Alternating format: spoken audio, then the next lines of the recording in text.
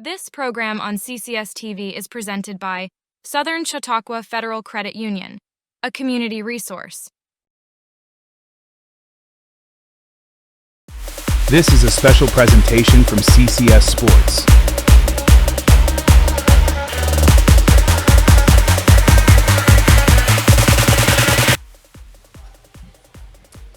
Hello everyone, good evening and welcome to Tarp Skunks Baseball on Children Collaborative Services TV. An exciting broadcast night tonight. I'm Jason Sample along with Aaron Enquist. Aaron, thank you so much for broadcasting with me tonight. We'll talk with Aaron here in just a moment, but this is an exciting night for Tarp Skunk fans as well as for fans of CCS-TV because it is the first live broadcast we've ever done of a sporting event. And I'm happy to be on board to help out here along with my co-host who's going to be doing play-by-play tonight, Aaron Enquist. Aaron, how you doing tonight? Great, Jason. Thank you. It's exciting to be here. I mean, I'm glad I'm able to do this. I'm glad you're able to do it as well. Yeah. So you like baseball? Yeah. You say that you follow baseball quite a bit with your dad, right? Yeah, and my brother, yeah. And your brother as well. We like watch the Cubs, the Chicago Cubs. The Chicago Cubs? What about the Pirates? My grandpa likes them. All right. Well, your grandpa's a good man. And I'm sure you're all right as well, Aaron, along with the rest of your family. But we're here to talk about the Tarp Skunks, not the Cubs, not the Pirates, not the Yankees, definitely not the Yankees. We're here to talk about Tarp Skunk Baseball. We're going to bring you Tarp Skunk Baseball, all 9 innings. Tarp Skunks are playing tonight their final home game of the 2024 season right here at Russell E. Dietrich Park. And we have a pretty cool game in store because it is the #1 team in the West Division, the Batavia Muckdogs, who have a really good record this year. They're 31-8, and they're going to be taking on the Tarp Skunks, who are 19-22. But don't let that record fool you. The Tarp Skunks are doing well this season, well enough to be in the postseason. They clinched a spot in the playoffs last night, so it's all great from here on, at least until the playoffs begin. Yeah. I mean, they have a chance of moving up in their division if, say, for example, the other team manages to lose all of their games.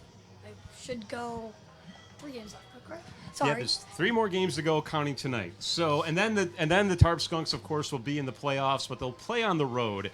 And the way that the record looks, again, coming in at 19-22, chances are they're going to be on the road throughout the playoffs as far as they can go. If they happen to get in the Perfect Game Collegiate Baseball League championship game, then they can return to Dietrich Park. But that is a long road for them to haul on the road to try to get that far. But hey, anything can happen. We've got our fingers crossed, and that's why you play the game, right? Yeah. I mean, I just watch, Just see watch what and see. happens. See what happens. Yes, indeed. So, Aaron, not only are you and I broadcasting the game for Children Collaborative Services, but we also have a couple of folks down in the field. We have both, Gia Bell and Hannah Powell, who will be doing check-ins throughout the course of the ball game, not only on the field for the pregame, but they'll also be checking in with the fans in the stands, maybe talking to some dignitaries, some important people, and of course just trying to keep the flow going and helping bail us out a little bit because we can't do all 9 innings on our own. We got to have some help from all kinds of other people, right? Yeah. Do you think we should send it down to them? Let's send it down then. We've got Gia and Hannah standing by. It's down to you two. It's Hannah and Gia here in the field. The players are starting to warm up. It looks like it's going to be a pretty great game today. The stands are filling up with fans. The weather's nice. It's a little bit windy and sunny, but it looks like it's going to be a good game altogether. Yeah, the fans, they're always so great around here in the atmosphere. Lots of hot dogs, popcorn, everything. It's Christmas in July today. Even better feels. We love the Christmas feeling. You can hear the Christmas music playing in the background. It's amazing. It's a great feeling. Looks like we're gonna have some special guests here tonight. We've seen this Tarp Skunk around here somewhere. It looks like it's gonna be a pretty good game today. It's gonna be a great Christmas in July game. The music's playing, like Gia said, it's very nostalgic, but the weather is great, so it's not snowing or anything, which we appreciate. With fireworks at And too. And they have fireworks tonight, too, which are going to be really great, and we're going to send it back.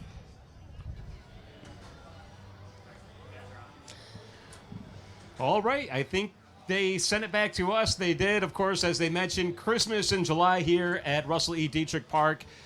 Christmas is always a special time of year, especially when it's in the middle of summer. Wouldn't you agree? Yes. So Jason Sample and Aaron Enquist here with CCS-TV bringing you the game. And we're going to talk a little bit about Christmas in July and why it's a lot of fun. And Aaron, you know, I asked you this ahead of time, but I'll have you reiterate it for our fans and listeners back home, is Christmas memories, Christmas fondness, things that you really like about Christmas. Let's begin with, of course, what is your favorite Christmas song? Oh, Christmas song. I heard you say this song was extremely overplayed and that you just, it wasn't your thing. It wasn't your thing. But, I don't know. Favorite Actually, Christmas is not the Mariah Carey song, All I Want for Christmas Is it You. is that Mariah Carey song. Oh, come on. All right, Aaron, that's a good song. That actually is a lot of fun. My favorite song is, of course, White Christmas, the version that Bing Crosby sang, of course, the classic. A little bit of a classic song, but it's still a lot of fun, so I like that. Let's talk about another Christmas favorite here. What is your favorite Christmas tradition?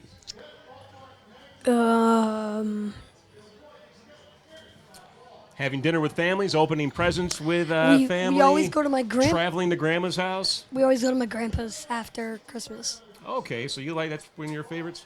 My favorite Christmas memory is of course, tradition I should say is having dinner. I'm all about the cooked ham for Christmas and all that. One more question: what was the favorite gift or best gift you ever got for Christmas? Well, in 1 year, I met an Erie Seawolves player, Riley Green. He plays for the Tigers now. I met him. He actually he gave my brother his batting gloves. It's yeah, and he gave me a ball. He gave me a few fist bumps, you know. For Christmas? And for Christmas, no, that was early That's that a favorite year. baseball memory. Yeah, and okay, your favorite baseball memory this- is meeting a Major League Baseball player.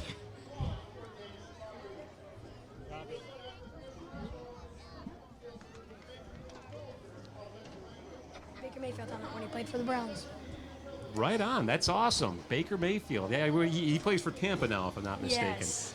There's Whiffy. Of course, we've got cameras down in the field capturing all the excitement. Whiffy's dressed up for the holidays. I think the Grinch is going to be there as well. And I think we're ready to send it back down to our sideline reporters down there. We've got Gia Bell and Hannah Powell standing by.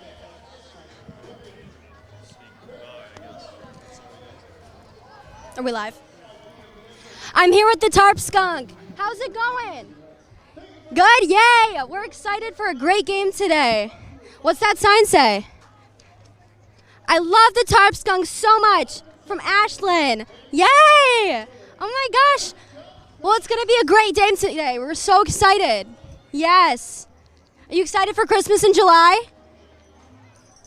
Yeah, you're very festive. You're very festive. I love it. Thank you so much.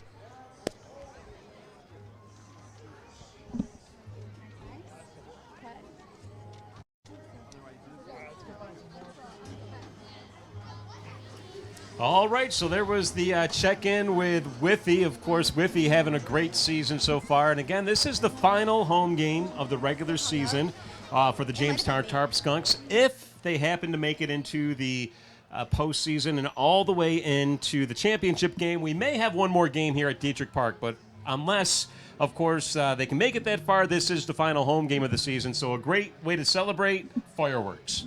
Of course. Always a lot of fun. They're going to be having fireworks tonight following the conclusion of the ball game, and from what I understand, CCS-TV will also be capturing the fireworks magic at the conclusion as well. So even if you can't make it down to the ballpark, and you should because it's a beautiful night for baseball, we'll talk about the weather here in a moment, but even if the fans can't make it down to the ballpark, you can still watch the fireworks at the convenience and comfort of your own home, courtesy of CCS-TV. Or I guess even in your car if you're don't watch TV while you're driving. But if you're a passenger, you're welcome to do that as well. We'll be streaming it, of course, on a YouTube channel, right? If you're going to watch Pullover. Yeah, if you're going to watch Pullover, very good advice here. Is that the Gus Macker ball? That is the Gus Macker mascot. So our folks who are watching, of course, the the feed. We'll see Gus Macker there. That's the next big major event after this one is CCS Children's Collaborative Services will be sponsoring the 2024 Gus Macker tournament here in Jamestown. And I think it's the second or third weekend in August. I don't have the specific date. I am. Third doing weekend. It is. I am doing it. You play basketball. I play basketball. Are you a power forward or a guard? I don't know. We move all around, you know. Are you LeBron James? Is that who your favorite basketball player is? Caitlin Clark. Oh, Caitlin Clark, of course. Of course. She's phenomenal. And it would make sense, obviously, as well. She's my favorite, too. Next to, of course, Michael Jordan. Oh, yes. I tell you what we're going to do right now, though, Aaron, is we're going to take a break. We're going to do a commercial break, and then on the other side, we're going to give you the starting lineup, set up the pace of the game, and all that good stuff. But again, it is CCS-TV's coverage of the Jamestown Tarp Skunks tonight for the final game of the season, Christmas in July. More to come right here on CCS-TV.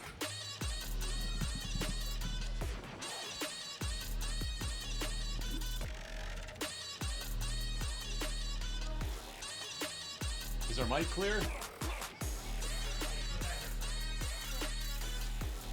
This program on CCS-TV is presented by Southern Chautauqua Federal Credit Union, a community resource.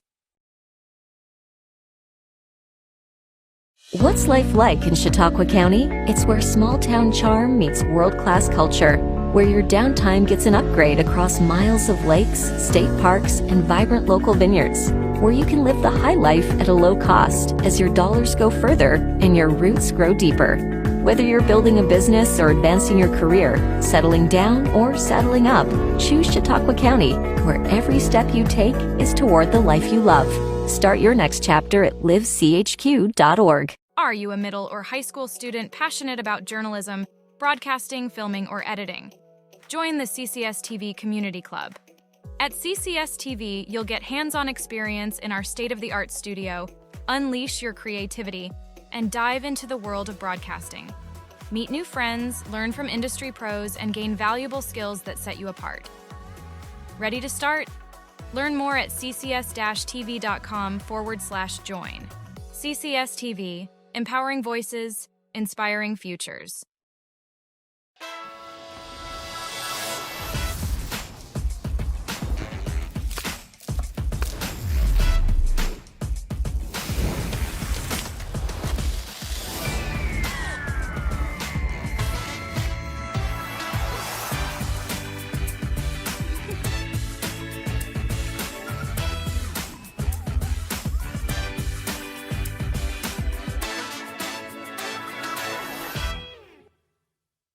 Schultz is the place where you can not only find your next new car, you can customize it exactly how you want it. Build a vehicle from one of your favorite brands, secure rebates and incentives, and expect delivery within 6 to 8 weeks. Get the keys to your ride in-store or in your own driveway and enjoy a year of complimentary Schultz Auto Care. Walk in to view our exciting inventory of vehicles arriving daily, or schedule your digital consultation online today to discover why we say you can't beat a Schultz deal. There are miles and miles of trails to explore across Chautauqua County, but every adventure comes with its own set of risks. If you ever find yourself off trail in the brush thicket or the woods, this is prime tick territory. This 8-legged creature has the potential to carry Lyme's disease. We have a whole list of great tips to help you protect yourself while you're in the woods. One of those tips is tucking your pants into your socks. We also recommend you wear long sleeves and long pants, light-colored clothing so you can see if there's any little critters crawling on you after your outdoor adventure. Market value pricing means you save more at Schultz Auto Group. Search for your next vehicle in person or online within our dealer network, now with an even greater selection of EVs. MVP means you'll get the best deals within our market. Schultz brings the showroom to you with optional personalized virtual walk-around, remote financing, DMV services, and home delivery. 50 years experience with modern customer care. That's why we say you can't beat a Schultz deal. This program on CCS-TV is presented by Southern Chautauqua Federal Credit Union, a community resource. And once again, welcome back to Russell E. Dietrich Park, location for tonight's ball game featuring the Jamestown Tarp Skunks and the Batavia Muckdogs. It is the final game, home game that is, of the 2024 season for the Jamestown Tarp Skunks, and we are happy to bring it to you here on CCS-TV. Again, Jason Sample working along with Aaron Enquist, our play-by-play announcer for tonight. She's going to be giving you the call for each and every single pitch. I'm looking forward to seeing what you got, Aaron. I'm looking forward to see what I have to. I bet you are. I mean, I've done. You're going to do games, phenomenal. but, you know, I got this. That's You what I'm do telling got it. myself. I got this. You got it because you probably know more about baseball. So I was quizzing Erin at the start of the ball game, or at the before the broadcast started. I had asked her, what are 6 different ways a hitter can reach first base, and she knew them instantly. And I can only tell you maybe 3 or 4 different ways a hitter can reach first base. She got all the way up to 6, so she already knows more about baseball than I do. So it's only fitting and appropriate. I didn't quite get a signal here. I was instructed that something's going on here. Interview down at the sidelines. We're going to send it down to the sideline crew. We have, again, Gia Bell and Hannah Powell down at the sidelines with an interview. Watch out. Oh. Bear coming through. Hi guys, it's Gia down here. I'm with Aiden Galinger. Okay, so he mentioned earlier that this is your first game. Are you excited? Yes. This is a true welcome back to be back on this field, because last time I was here, they were called the Jammers, and I'm pretty thankful that the Collaborative Children's Solutions is able to honor this tremendous, wonderful last home game of the year. Perfect, thank you. Okay, so have you got any food or anything? What have you done so far at this game? So far I just walked around the field and see has anything changed or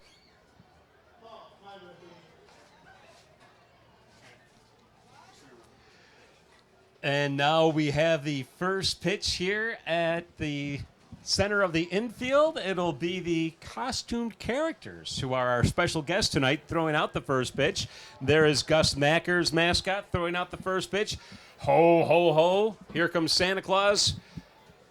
I believe Santa's going to throw out the first pitch. Santa's a lefty. Look at that. All right, there's the first pitch from Santa. And next we have Frosty the Snowman throwing out I guess every single one of these characters, Aaron, is going to be throwing out the first pitch. Here comes Frosty's pitch. All right, that was almost over the plate. Here comes the Grinch. Let's see what the Grinch has got. Let's see what the Grinch has got. Nice toss. I guess the... Anna and Elsa didn't feel like it. Yeah, I guess they didn't feel like it, and neither did Whiffy either. So that is the first pitch. So once again, it is CCS-TV here. I think they're going to have the national anthem in a moment, but first they're going to announce some starting lineups here. We had some communication issues, I guess is a good way to describe it, trying to get our starting lineup for the Batavia Muckdogs. But we do have the starting lineup for the Jamestown Tarp Skunks, and maybe that's just as important, and if not the most important part tonight. So we can at least run down the starting lineups here for the Jamestown Tarp Skunks. And this is the starting lineup. We have leading off number 5, Nigel Sebastianelli. He's the extra hitter. He'll be followed by number 2, Austin Matranga, who is the second baseman. We have number 6, Henry Juan, the catcher, who will be batting third. Batting cleanup will be number 23, Bobby Stang, the first baseman. Batting fifth will be number 10, Kobe Jones, the left fielder. We got a different one up here. Yep.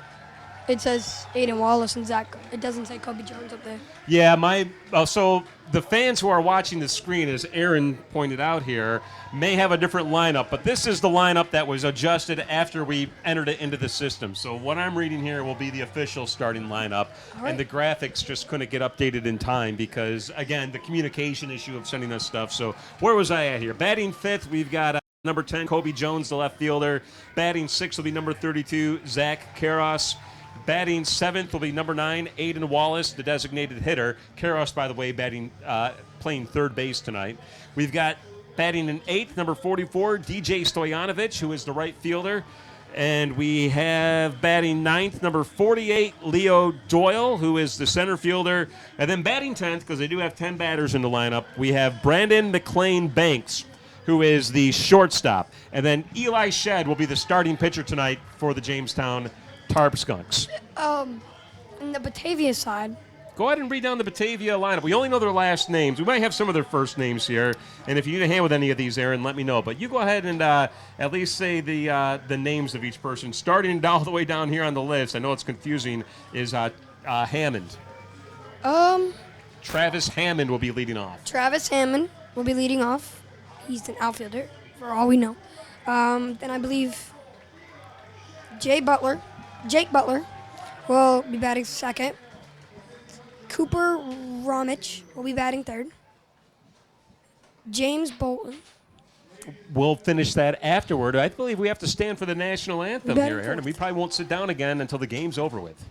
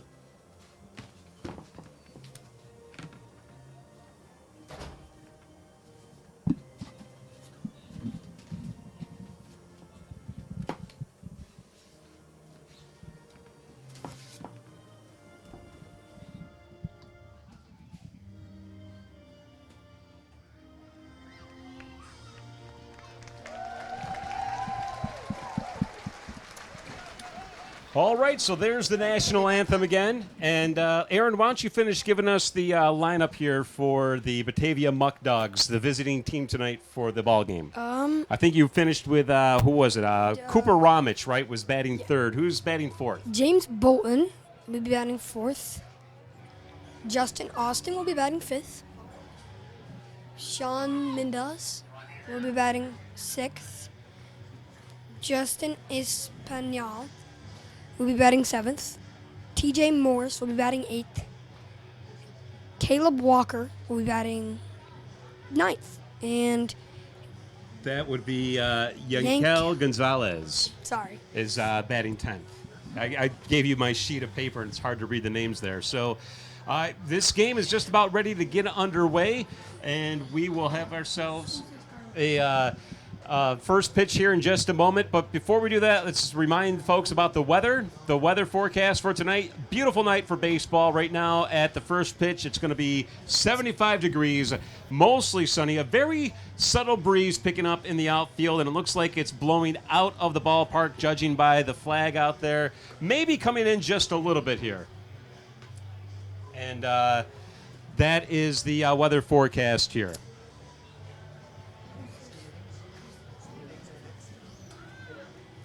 Let's take a look at the Perfect Game Collegiate Baseball League standings for the Western Division. As you can see, tonight's home team has been dominant. The Batavia Muckdogs, or the visiting team, I should say. The Batavia Muckdogs have been really strong this season, 31-8, followed by the Auburn Doubledays, who are 23-16.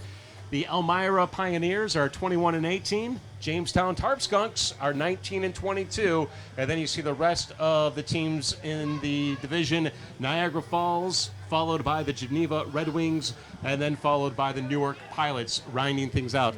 Kind of a tight bottom of the standings, but far and away, Aaron, the Batavia Muckdogs, tonight's visiting team, are the strongest team out there. What's life like in Chautauqua County? It's where small-town charm meets world-class culture, where your downtime gets an upgrade across miles of lakes, state parks, and vibrant local vineyards, where you can live the high life at a low cost as your dollars go further and your roots grow deeper.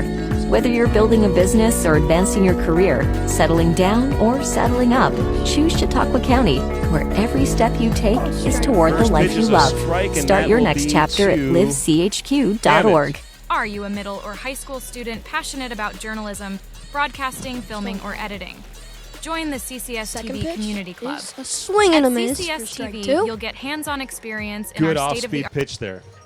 Yes. And here comes the 2-0 pitch. Here comes the pitch. Hit.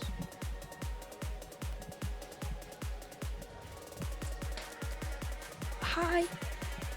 The ball one.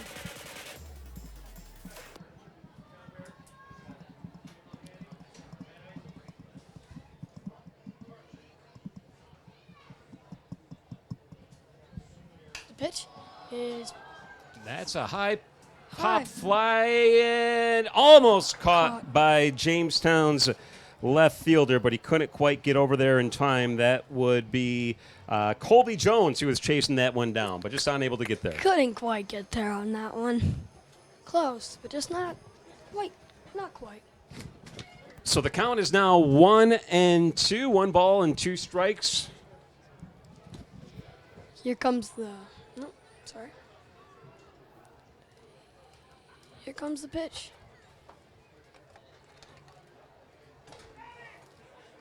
Low and away for ball 2.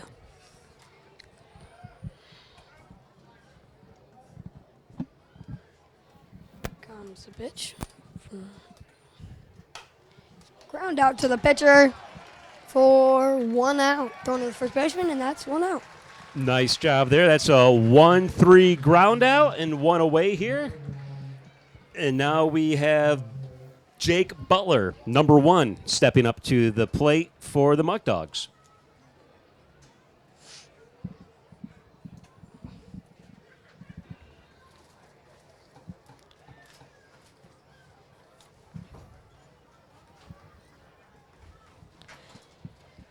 Let's see what Eli Shed can bring here against Butler. Here's the first pitch. That was a swing and a miss. Yeah, swing and a miss there from Butler.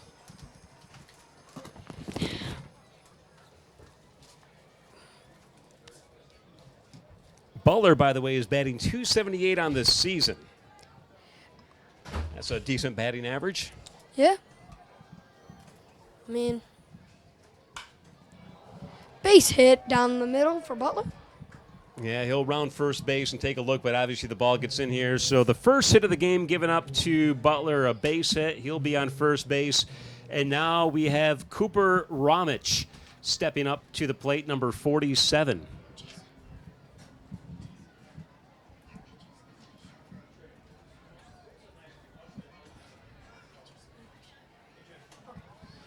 Hey, here Eli comes Shed on the mound here. Here comes the first pitch. the pitch. Here comes the pitch to Ramich.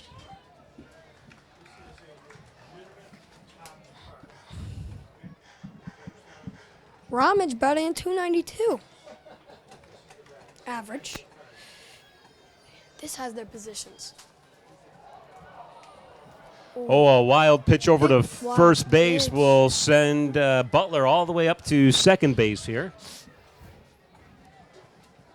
Runner advances to second on a wild pitch. What, wild throw? I don't know. But Ramich is 35 hits. One of the better ones. Thank you. Here comes the pitch. Eli Shed looking here. Runner at second. Ball high and outside for ball 2, I believe.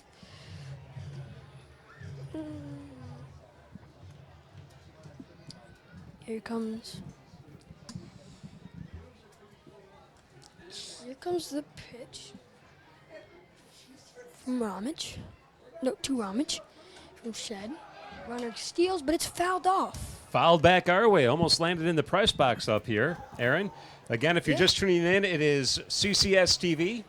We've got Aaron Enquist, who is giving you play-by-play, and I'm Jason Sample, just helping out where I can. The mixed count 1-2, correct? 1-2 pitch to Ramage. Eli Shedd has a really slow pace here, taking a lot of time in between pitches, huh? I mean, he's getting himself slowly pumped up, I believe. He's getting himself ready. Failed pickoff attempt. Not Decides to even ready. step off the mound to keep the runner honest over at second base. That runner is Jake Butler, who reached first base on a base hit, and then a wild throw over to first sent him to second base. Here we are at the top of the first inning with just one out, runner at second. Shedd looking for another strike is outside, making the count 3-1. Down goes my. Cooper Ramich, by the way, is going to be followed by Bolton. Actually, it was James Bolton. Yep. Sorry. And the 3-1 pitch is swing and a miss. No, swing and a foul ball. Yep. Apologies. Swinging a foul ball makes the count still 2-2 with one out here. I mean, the pitches aren't showing them there. Oh. Sorry. Makes the count 2-2. My apologies. And here comes the 2-2 pitch. Is fouled back for. This is quite the battle between Eli Shedd and Yeah. Cooper Ramich. Yes, it is. Ramage looking for a hit. Shedd looking for the strikeout or out. And, here comes the pitch on a fakes out. Strikes Just the pitcher. outside. That makes the count full. It is a full count. 3-2's now the count. I know that for this time. And the 3-2 pitch. Full count pitch is a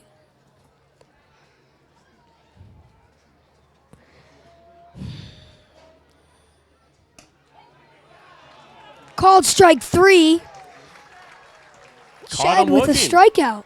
On Nice looking. job. Caught him looking. Backwards K.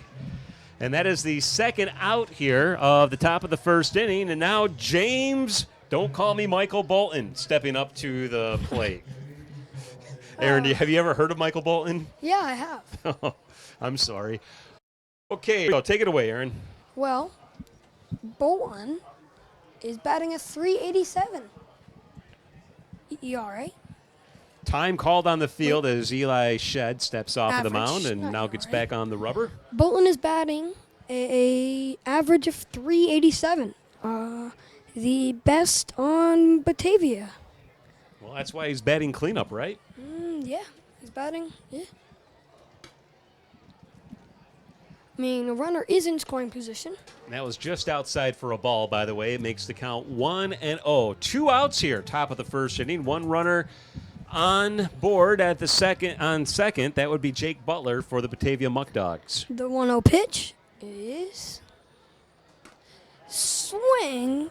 Big swing there That for was a strike beautiful 1. changeup, right? That a really off-speed pitch Oh. there, and Bolton got way ahead of that one. He was going to come in a lot faster than what it did. So Eli Shedd and counts not one. The off-speed pitch is a weapon.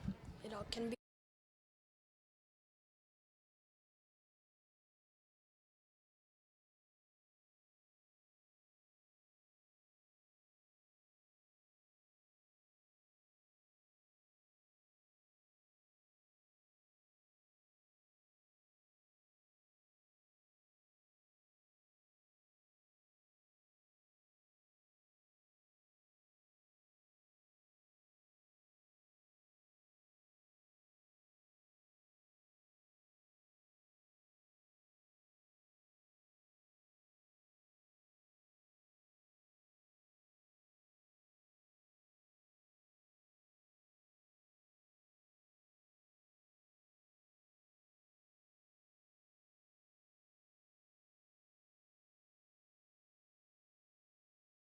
What's life like in Chautauqua County? It's where small-town charm meets world-class culture, where your downtime gets an upgrade across miles of lakes, state parks, and vibrant local vineyards, where you can live the high life at a low cost as your dollars go further and your roots grow deeper. Whether you're building a business or advancing your career, settling down or settling up, choose Chautauqua County, where every step you take is toward the life you love. Start your next chapter at livechq.org. Are you a middle or high school student passionate about journalism, broadcasting, filming, or editing? Join the CCS-TV Community Club. At CCS-TV, you'll get hands-on experience in our state-of-the-art studio, unleash your creativity, and dive into the world of broadcasting. Meet new friends, learn from industry pros, and gain valuable skills that set you apart. Ready to start? Learn more at ccs-tv.com/join. CCS TV, empowering voices, inspiring futures. All right.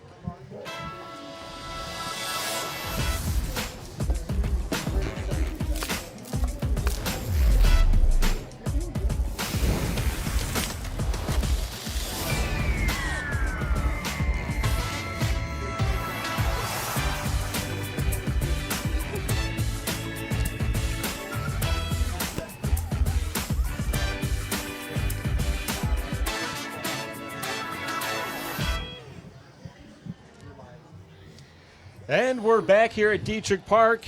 Jason Sample along with Aaron Enquist bringing you Tarp Skunk Baseball here on CCS TV, a live sporting event, a very exciting time. We want to thank Children's Collaborative Services for putting this together. Of course, the Jamestown Tarp Skunks for hosting us.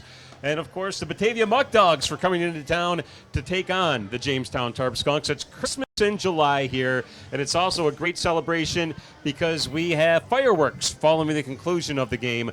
I'm just here to get in the way. We've got Aaron here who is calling. Is this the first time you've called a baseball game, Aaron? I mean, like this? No. I mean, I've watched it and I've said a few things. I've moved it. God. Never this serious. I mean, I do this. I like doing this. You're doing a phenomenal job. Thank you. And now we have the Jamestown Tarp Skunks stepping up to the plate. And let me get my roster here for Jamestown. Batting first will be number 5, Nigel Sebastianelli, who is the extra hitter tonight for the Skunks. Sebastianelli. And the pitch? Pitching is Mike Benedict, by the way, for the Muckdogs. First pitch is outside and away. And then that second pitch is strike one, swinging from Sebastianelli there. Sebastianelli is batting at 233. 233 on the season. If he gets on base, though, he might make something happen here. He's got some wheels. Let's see what happens with this 1-1 pitch. And the pitch. He's got strike 2 on swinging. Good swing. Good swing. Great swing right there. He's looking for a base hit or something. He's looking for something. Let's see what Benedict delivers here with the 1-2 count. The 1-2 pitch is swinging for strike 3. That's a strikeout. First batter down for Mr. Benedict, and stepping up to the plate now will be number 2, Austin Matranga, the second baseman for Jamestown, who also bats left-handed. Hey. Looking at Matranga's stats here, he is, batting 303. Pretty good for him. He is 27 hits, scored 13 runs, 2 doubles, and a triple on the season. And wait for it. The pitch. It's high and outside for ball 1. This Batavia team is really good, Aaron, as we noted. They haven't even got 10 losses so far this season. By comparison, Jamestown has 22 losses. You know what? Right now, it doesn't really matter. I mean, it does for the standings, but we've already made the playoffs. And all we're looking to do is just hopefully keep going in the playoffs. Go farther. I mean, you never agree. know. I mean, you can see a team be really good in the offseason, in the preseason, and ball hit to the second baseman there. That's a ground out. 4-3 ground out for the second out. Now the catcher, number 6, Henry Juwan, stepping up to the plate. What's the numbers on Henry Juwan this season? Henry Juwan is batting at .315 with Looks like 28 28 hits, 5 doubles, and a triple. 11 RBIs on the season for Henry Juwan. That first pitch was a ball, by the way, so 1-0. Yeah, Henry Juwan, he's a good ball player. He was on the team last year. Yeah, I mean, if you can last 2 seasons, you can last. Well, I'm not saying like it's hard to do that. He's a good ball player. He's a good player. He's the first Really good righty catcher. Yeah, he's the first righty we've seen for the Tarp Skunks so far, or in this game. Ball 3 is low and outside. Yeah, it makes the count 3-0 here. I'm sure he's going to get the red light and not swing at anything and just see if Mike Benedict can deliver something over the plate. Benedict struck out his first batter, but since then, not too many strikes being thrown. Down the middle for strike There one. he delivers. Henry Juwan knew it. He didn't. This is what they call a hitter's count, right? A 3-1 count. Let's see what Juwan decides to do here. Here comes the delivery from Benedict. And the pitch. Swings for a base hit up the middle. Henry Juwan with the base hit. Very nice. The first one for the Tarp Skunks today. So the Tarp Skunks are able to match the Batavia Muckdogs, who got a hit at the top of the first inning with their first hit here in the bottom. And now comes the cleanup hitter, number 23, first baseman Bobby Stang, stepping up to the plate. Stang is the cleanup hitter. He's going to try to put some muscle behind this one. He's batting .309, leads the team with 22 runs scored and 42 hits, and he does have a home run on the season. Yeah, I mean, Let's see what Mike Benedict delivers here. if you can do that, you could do it again. It was an outside pitch for ball 1. Bobby Stang batting a 309 with 0. What the? That pitch was Batting on the outside of the plate for ball number 2, by the way. Go ahead, Aaron. Sorry, Bobby Stang is leading the players in runs and hits for the Tarp Skunks. He's leading the team in runs and hits, and that is a high ball popped up to the second baseman. Shortstop making Shortstop. the catch, and Oops. that is out number 3, a fly ball to shallow center field, we'll call it, caught by the shortstop. So 1 hit, but no runs scored. So as we exit inning number 1, the score is 0-0 with the Batavia Muckdogs coming up at the top of the second inning. My apologies. More baseball in just a moment here on Yep. CCS-TV. What's life like in Chautauqua County? It's where small-town charm meets world-class culture, where your downtime gets an upgrade across miles of lakes, state parks, and vibrant local vineyards, where you can live the high life at a low cost as your dollars go further and your roots grow deeper.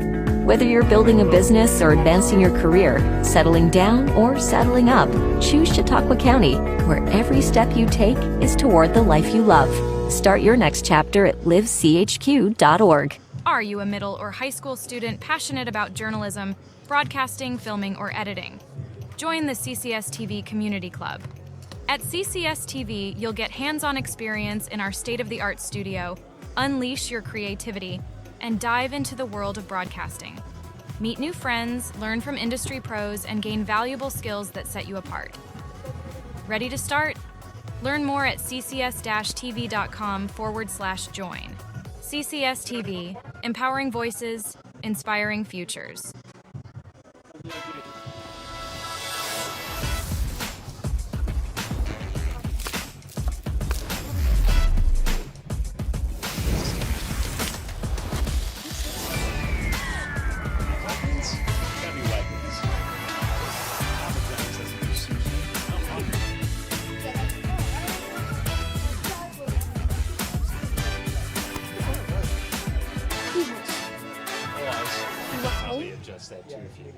Schultz is the place where you can not only find your next new car, you can customize it exactly how you want it. Build a vehicle.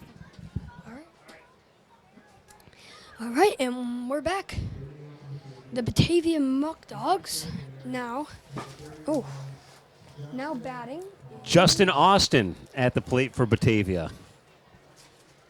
Austin has been batting at 267, his average, with 16 hits on the year. Pitch is ball one. A little bit on the inside there. Just missed the inside edge of the plate. Let's see if Eli Shed, the pitcher for the Skunks, can straighten things out here with this next delivery. Yep, and the pitch. Low and outside there for ball two. Shed looking for a strike to start off the inning now again. To start looking for a strike. His first strike of the inning. Here. And strike one on the pitch. That adds the count 2-1. Austin has had 68 bats throughout this season. Oh. Called, I don't Called that know. a ball, so 3-1 the count here. I don't know where that ball was, but it was called a ball. So, next count 3-1. Austin played in 22 games this season. 68 bats, 8 runs, and 16 hits. And ball four. So that's Shed. the first walk of the ball game given up by Shed. He gave up a hit last inning as well. So with that, Austin reaches first base on a walk, and we have Justin Espinal now at the plate, number 7 for Batavia Muckdogs. Espinal, by the way, is batting .243, Aaron. He's got 18 hits, scored 13 runs, 3 doubles, 8 RBI on the season. Espinal has played in 23 games with 68 at-bats. That is fouled back, by the way, so 0-1 the count here. Strike With one. no outs, runner at first base, top of the second inning, no score.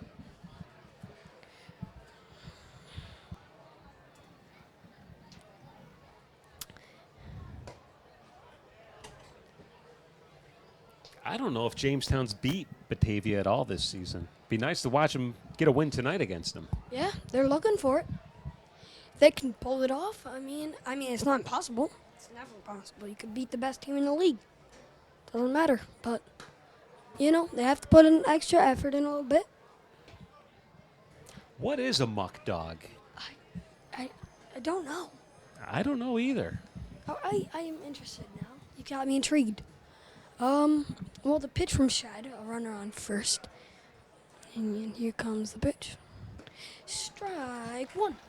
Strike 2, actually. 2 and I 2 is the forgot count. foul ball. My And apologies. you might not be able to see the scoreboard here, so can't. I got a good advantage of seeing the scoreboard over my broadcast partner, Aaron Enquist here.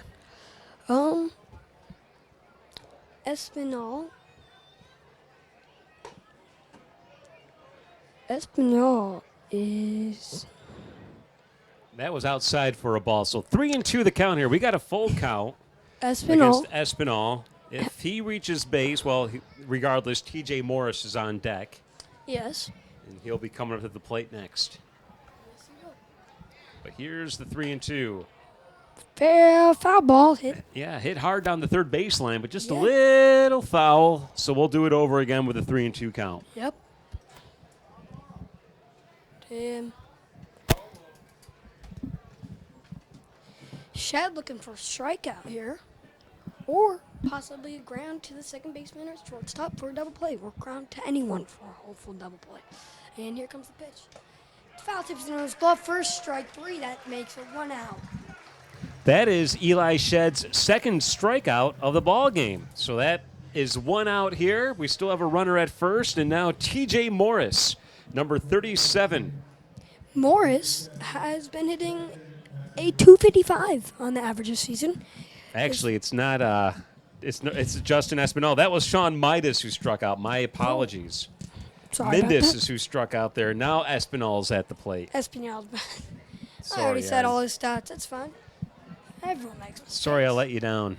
Everyone makes mistakes. Well, I'll re-say Espinal's stats. He bats .243 average on the season. has played in 23 games and has 74 at-bats. I got the numbers wrong anyway, so. High pitch and inside there for ball 2, I think.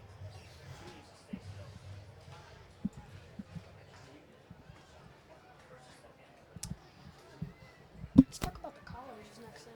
We can talk about Tarp Skunks. Colleges they're committing to. Because it does say the university. That pitch is low for ball number 2. 2-1 the count here. Yep.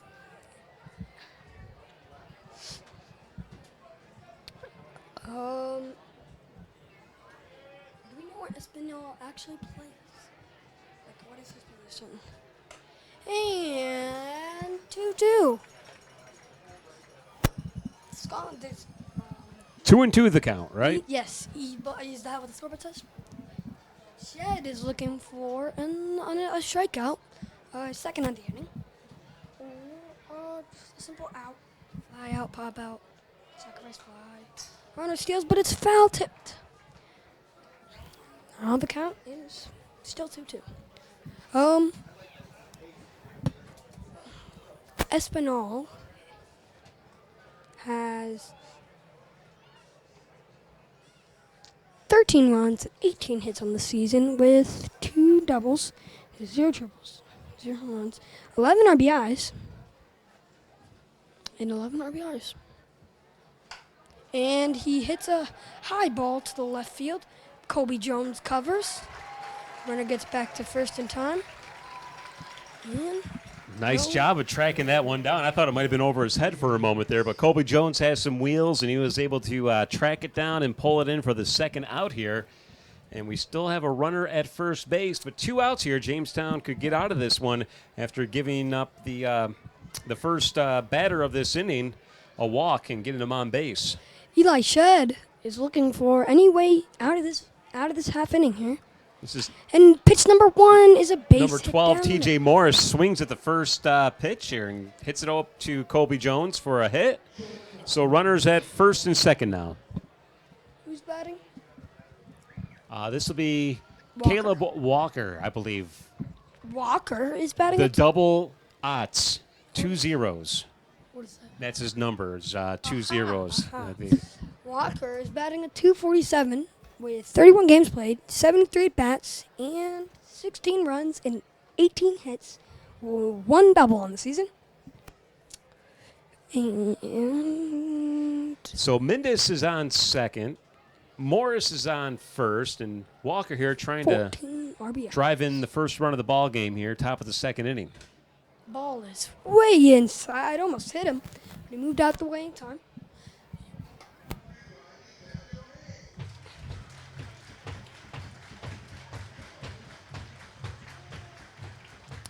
Well, the pitch from Shed is.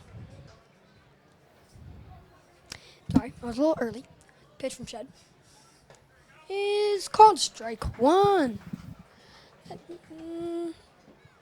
Walker isn't so happy about that one. Says a word or two, but nothing too bad. And that makes the count even at 1-1.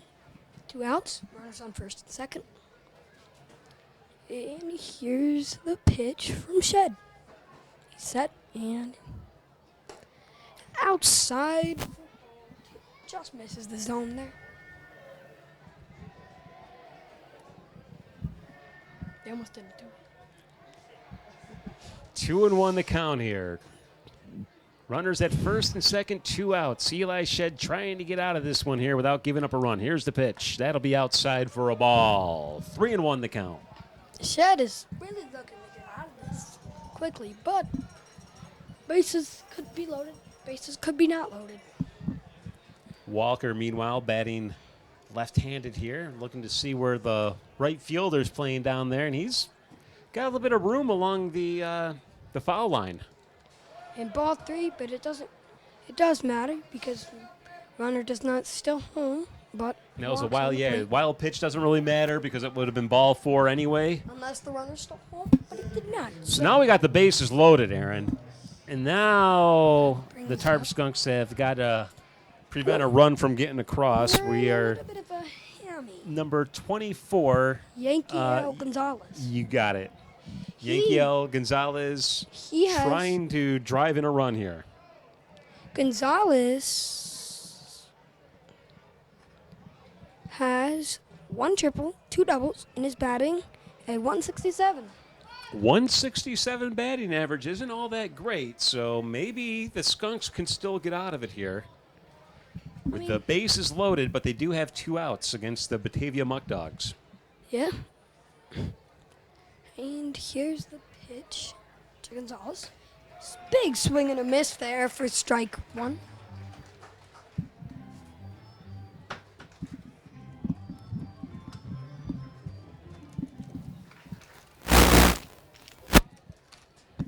And here's the pitch. Here it comes. It is called low and inside for ball. Yeah, it looked like it was almost across the plate, but just a little low and inside. So 2-1 the count here. Bases are loaded. Eli Shed, the pitcher for the Skunks, trying to prevent a run from scoring. Here comes his delivery. And a pop. Kobe Jones gets the ball. Runner goes home, but he's safe at the plate.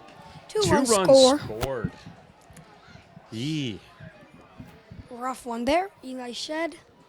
Midas crossed the plate and Morris crossed the plate. Caleb Walker's now at second, and that was a 2 RBI single for Yankiel Gonzalez.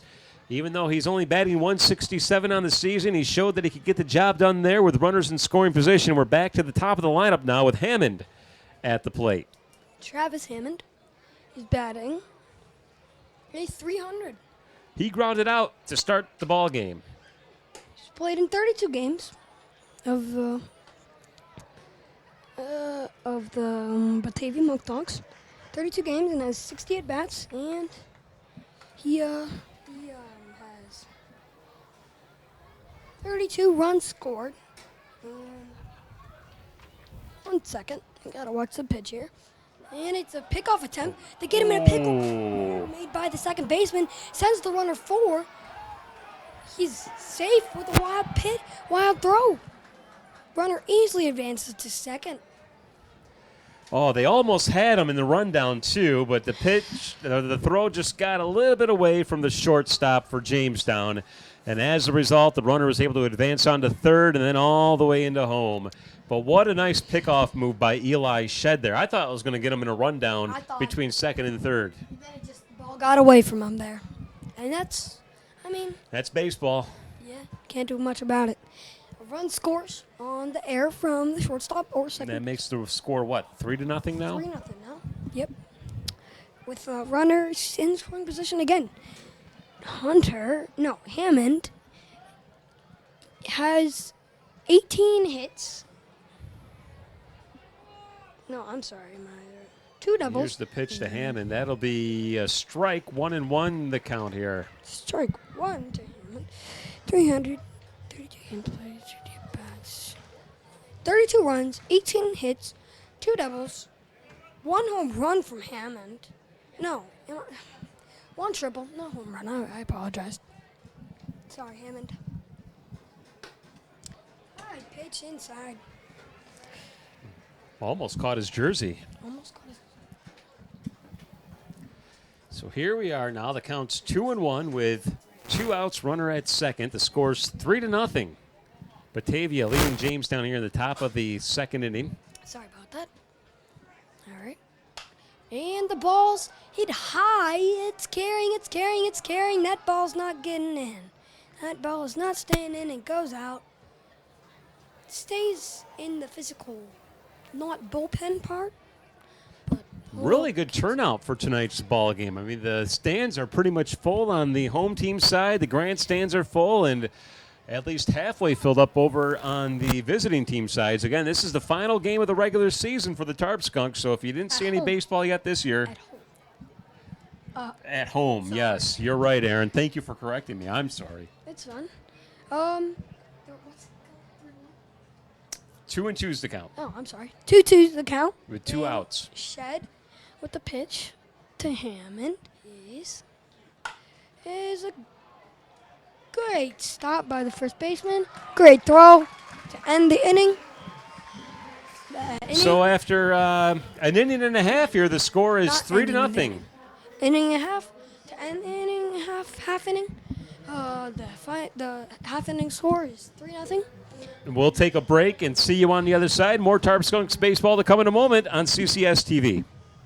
What's life like in Chautauqua County? It's where small town charm meets world-class culture, where your downtime gets an upgrade across miles of lakes, state parks, and vibrant local vineyards, where you can live the high life at a low cost as your dollars go further and your roots grow deeper. Whether you're building a business or advancing your career, settling down or settling up, choose Chautauqua County, where every step you take is toward the life you love. Start your next chapter at livechq.org. Are you a middle or high school student passionate about journalism, broadcasting, filming, or editing? Join the CCS-TV Community Club. At CCS-TV, you'll get hands-on experience in our state-of-the-art studio, unleash your creativity, and dive into the world of broadcasting. Meet new friends, learn from industry pros, and gain valuable skills that set you apart. Ready to start? Learn more at ccs-tv.com/join. CCS-TV, empowering voices, inspiring futures.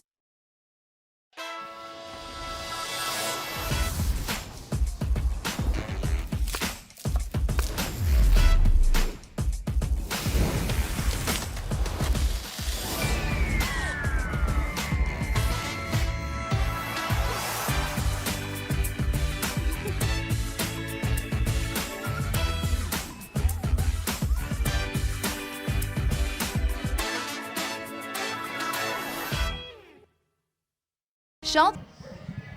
Welcome back to Tarp Skunks Baseball. And we are here at the bottom of the second. The score is 3-0, Muckdogs. Benedict is at the mound yet again for the Muckdogs, and More water, I guess. at the plate for Jamestown in just a moment. Is Butler, right? No, maybe not. Number 10, Hammond. Travis Hammond. No, Colby Jones, Kobe Jones. I the meant that. exceptional left fielder for the Tarp I'm Skunks. sorry. Kobe Jones is Wow. beautiful hit over the left fielder's head. He's going too. Is he getting sent three? He is staying at second. Great hit from Kobe Jones there. Leadoff double. That's what you want to see after giving up 3 runs in the top of the second inning, coming back with a leadoff hit. And we got a runner in scoring position with no outs here. And now it's Zach Karras up at the plate, number 32, the third baseman for the Tarp Skunks, also batting left-handed. Doesn't matter. Zach Chorus. Zach Chorus. Chorus. Where is his name? He may be a Morris. new addition, too. Is he on there? No, I'm not seeing I was it. going to say, I think he was just added recently to the roster, so he might not have any stats. This is going to be his first at-bat for the Skunks. Well, here he goes. I mean, the pitch, it's a beautiful ball. Right field, that ball's carrying, but it's going to be caught in fair bounds. Colby Jones tags up. He gets to third simply. What a hit, though. That was That a was mammoth ride going amazing. all the way down into the corner at about the 335-foot mark, I would say, before it was caught. It's 342 to the wall, so he really delivered that one, but just couldn't quite give it enough distance, So but he close. advanced the runner to the third. The lights are on, and we are ready for more baseball play. And now up to the plate is Aiden Wallace, number 9, the designated hitter. Well, here comes Wallace. Oh, he is on here. Chorus, yeah, never mind. Chorus gets a Paul just caught the inside corner edge for strike one. And here comes the pitch. Who's the pitcher? I don't know. It's fun. Here comes the pitch. And high and inside, called for ball one.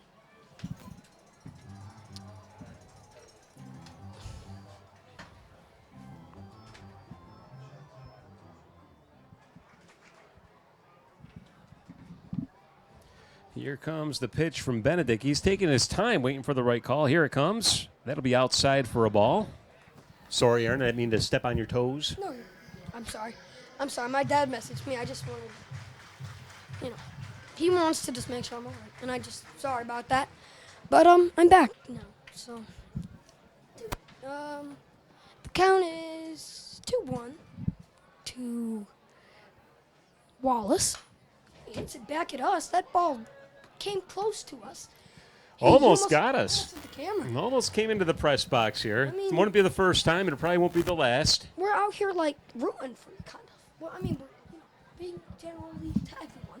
Got to keep your head on a swivel up here. Yeah, I mean, you got to be ready. That ball came, like, right there, a few feet below us. But anyways, the 2-2 pitch to Wallace is high for ball 3. That makes the count full count. That's your water, by the way. I have 3 waters. One of them's open. But anyways. Wallace trying to drive in Colby Jones over on third base here. He's looking for any hit. He's looking for a hit in the outfield. Oh, and he gets pegged in the back. That one's got a sting. He's looking for a hit, and he got one. Not the kind of hit he wanted, but at least he made it to first base. He gets to first on the... Hit by a pitch. And now we got number 44, DJ Stoyanovich, the right fielder, coming up to the plate.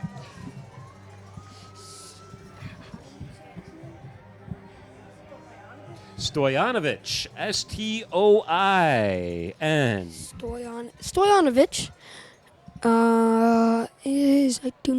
I'm looking...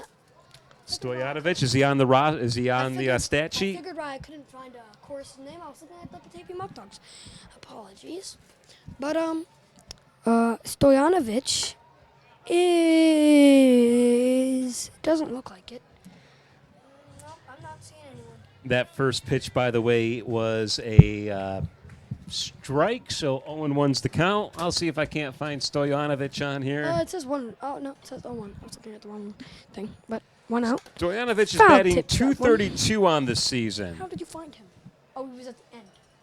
I looked. I just didn't see it.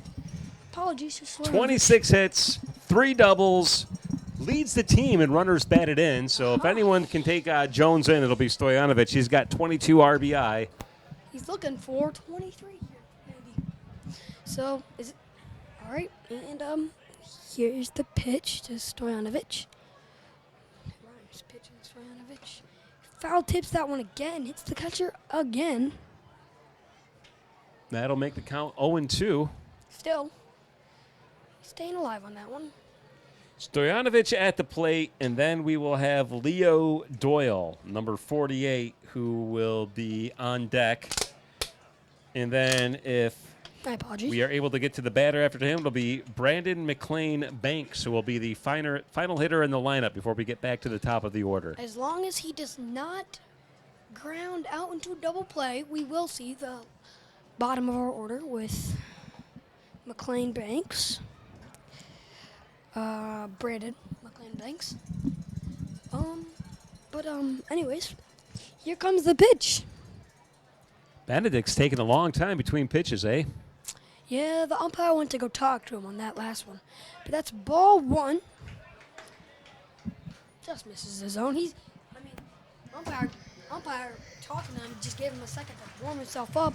But anyways, here comes the 1-2 pitch. 1 out. Looking for a non-double play. Tries a pickoff attempt. Kobe Jones looks, but doesn't go. I don't think he was told to go, unless it was a wild pitch. But anyways, here is the pitch to Stoyanovich. He hits a blooper base hit. Oh no, it's caught. Jones can't tag up because he thought the ball was dropping and had to get back to third. What a nice job by that center fielder out there with a Beautiful great catch. catch. I think that might have been Hammond. That was number 3 out there. Yeah, that was Hammond, the center fielder, who really ran in on that one and just had a phenomenal catch. And that's bad news for the Tarp Skunks, but that's good baseball. Good, yeah. I mean, now who's batting? I thought for sure it was a base hit. Brandon, yeah, I thought it was too. I called it a blooper because I thought it was going down. But Leo Doyle's now up, Leo Doyle. number 48. I thought it was Brandon McLean Banks. Nope, Brandon McLean Banks is next. I'm looking at the wrong order. Again, Leo Doyle, I'm sorry. Leo Doyle, the center fielder. I think he's seen some action this year. He's, batting 243? Yeah, he's doing pretty well for himself. He's played in 35 games and has 115 at-bats. Doing pretty well for Seen himself. a lot of action. He has 12 runs. He scored 12 runs and has 28 hits, 7 doubles. 7 doubles. My golly.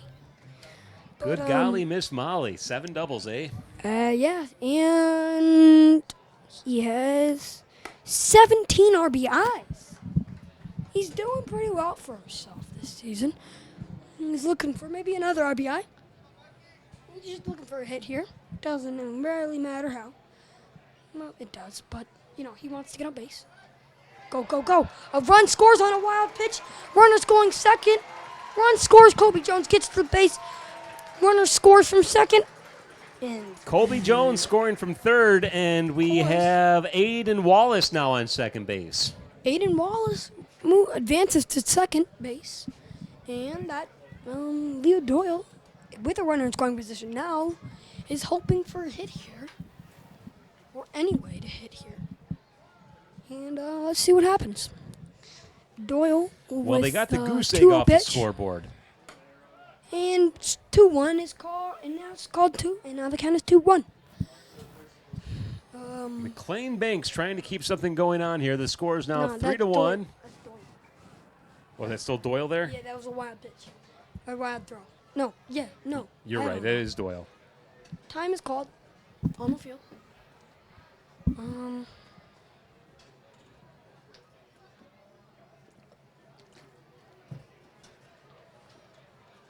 The 2-1 pitch is low for ball 1. No, ball 3. I'm sorry about that. My mistake.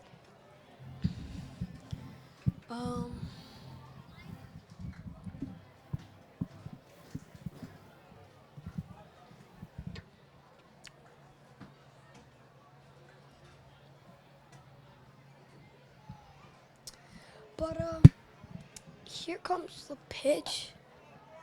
And ball 4. A runner on first and second for McLean Banks. So Doyle will walk here. Now we've got Brandon McLean Banks, the shortstop, who is the final batter in the lineup, right, Aaron? Yes, he is. But he is also, he's looking. He's How's he hitting doing a this year? 183 average. He's played in 21 games. Has 60 at-bats, 8 runs, 11 hits, 1 double, 1 triple, and 11 RBIs. So he's looking. Base hit there. They're waving the runner home. Oh, nope. And he tells him to stop it, too. Oh, but a bad throw. He had a runner chance there, wasn't but ready he there. got held up, and that was probably the right move. We don't want and we had top of the order with bases loaded, so. Top of the order, bases loaded. Nigel Sebastianelli, who struck out in the first inning, now has a chance to keep this 2-out rally going here. As time is called on the catcher. And, That was a really nice hit. yeah, just unfortunate a run couldn't score there. Yeah. Well, we got Brandon McLean Banks on first, Leo Doyle on second, and now Aiden Wallace is on third. Might call a pitching Scores change. 3-1. And they're going to make a pitching change, or are they just going to talk things over here? Well, Mike just trying to They're talking. strategize. I don't think you change a pitcher here. We're going to send it down to the sideline here. We're going to send it down to the folks in the stands. We have Gia Bell and Hannah Powell standing by. Take it away. And Lauren Nicholas with them. No, I'm here just- with Jake right now. Jake, what's your favorite part about a baseball game? Kind of like watching the game and just admiring it. Great, thank you so much. Keep going. What's your favorite food to have at a baseball game? Popcorn. Popcorn? I like popcorn too. And who do you like to come to baseball games with? My dad. He's like the only one who can really count. And we're back.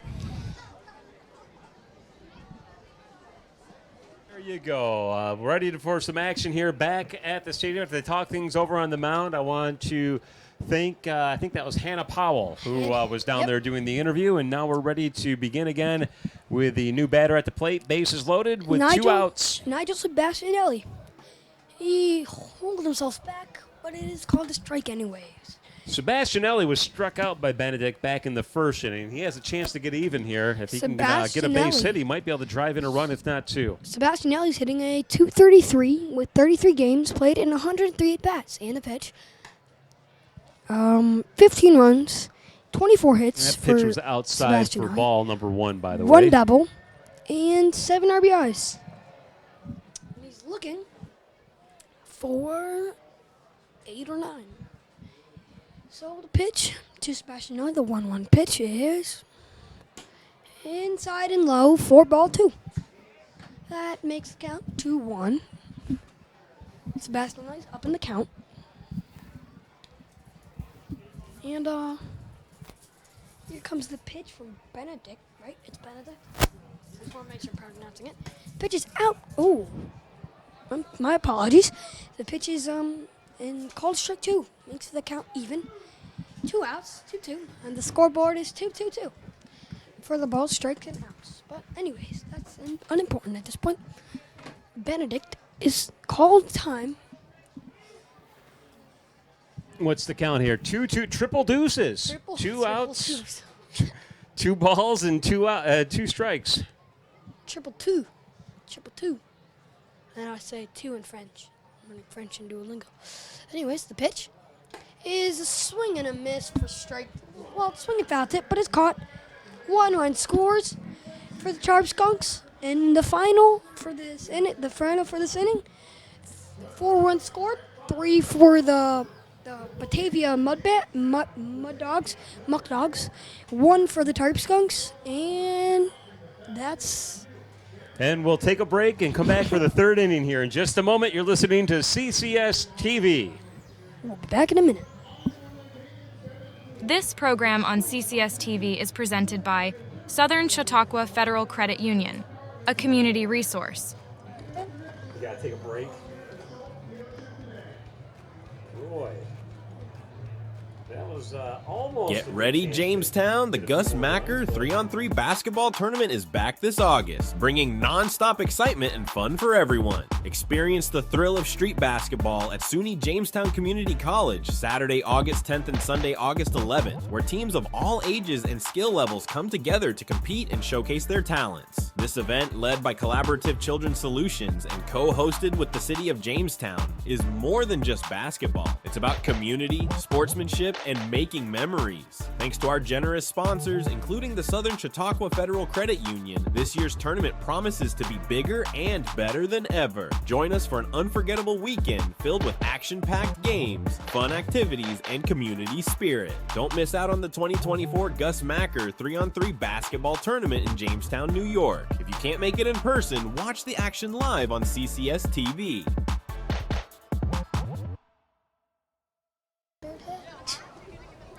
Welcome back. I'm here with Kendall and Sophia. What is your guys' favorite part about baseball games? Seeing my friends and the food. Same. I love that. And what's your favorite food to eat here? Probably the cotton candy. The fries. Great. And what's an awesome memory that you've had coming to baseball games? Probably when I caught a ball by accident. Nice. Okay. What about you? The fireworks. Amazing. I love that. Well, are you guys having fun tonight? Yes. Yes. And who are you guys here with? I'm actually here with her. I'm here with her. Amazing. I love that. All right. We're going to hand it over. Thank you guys so much. All right, thanks, Hannah. And here we are back to the action on the field. There's a pitch. It'll be, I believe, high for a ball. That'll be 2-1 the count now against the number 2 batter in the lineup for the Batavia Muckdogs, Jake Butler. It's Jason Sample and Aaron Enquist bringing you the broadcast up here in the booth. Yep. So far, so good, Aaron? Yeah, I mean, Muckdogs have pulled away a little bit, but 2-1's the count. That makes the count 3-1. Good view of the ballpark up here. Yeah, I mean, I can see everything. Maybe the best seat in the house. If only we were sitting. Yeah, well, we can't sit. If we sit down, we can't see what we're actually looking at. So, but anyways, the pitch is called ball 4. I mean, there was a few of them, but we're not up there, so. Runner on first. So Cooper Ramich now stepping up to the plate. He struck out looking back in the first inning. Jake Butler is on first. And we'll see if number 47, Cooper Ramich, can get something going here against Eli Shed after being struck out in the first. All right. Who is this? Cooper Ramich, right? Ramich is looking for a hit here, and that's a ball one inside.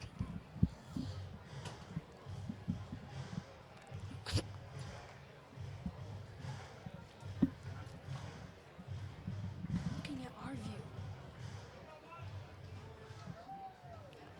1-0 the count. And a pitch. Swing and a miss. That's strike one, right? Another nice off-speed pitch there by Yeah. Eli Shed. I think like- that's how he struck him out in the first inning. I like watching his off-speed pitches because they're clean, they're nice. They don't go everywhere, and they're not. Strike two. Another nice off-speeder. Shed is now ahead in the count.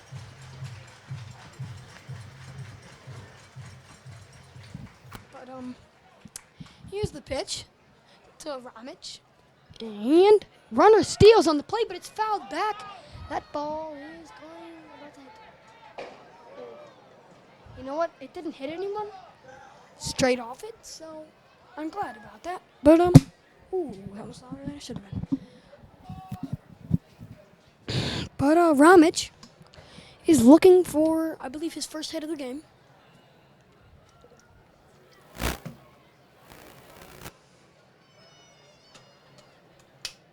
Well, here's the pitch. Wow. It's called ball two. That evens the count out. And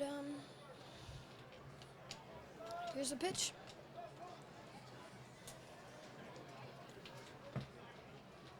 He did not go. He did go, I'm sorry. Runner goes and he can't. It's not a drop third strike because there's a run on first. So Cooper Ramich striking out twice now, right? Yes, he has, I believe. Now we're going to have a meeting on the mound here Let's see what after the happens. strikeout, and I'm not exactly sure what this is all about unless he's reached his pitching limit for the ball game, and he probably has. So we're going to have a new pitcher coming in here. We'll get the name and the number in a moment, but while we do that, we may have another in just a moment. But if you're just joining us on CCS-TV, it's Jason Sample, yours truly, along with Aaron Enquist, bringing you tonight's broadcast. And we also have joining us as the reporters down in the stands, we have Gia Bell along with Hannah Powell. And Hannah is, this time it's Gia standing by talking with Mayor Kim Eklund. Take it away. Hi guys, it's Gia down here. I'm here with the mayor. Okay, so we are out here. It is beautiful. Have you been enjoying the game so far? Always enjoy every game down here at this amazing ballpark in Jamestown. It is. It's awesome. What have you done so far? Have you got some good food? No, actually the lines are long and I like them long. It's a lot of sales for the business here. Yes, it is. Okay. Have you been enjoying this beautiful night? It is great. Have you been watching baseball? Have you came to a lot of games? Yes, I've been to a lot of games this year because I've actually seen you here a lot. Yes, I have been here a lot.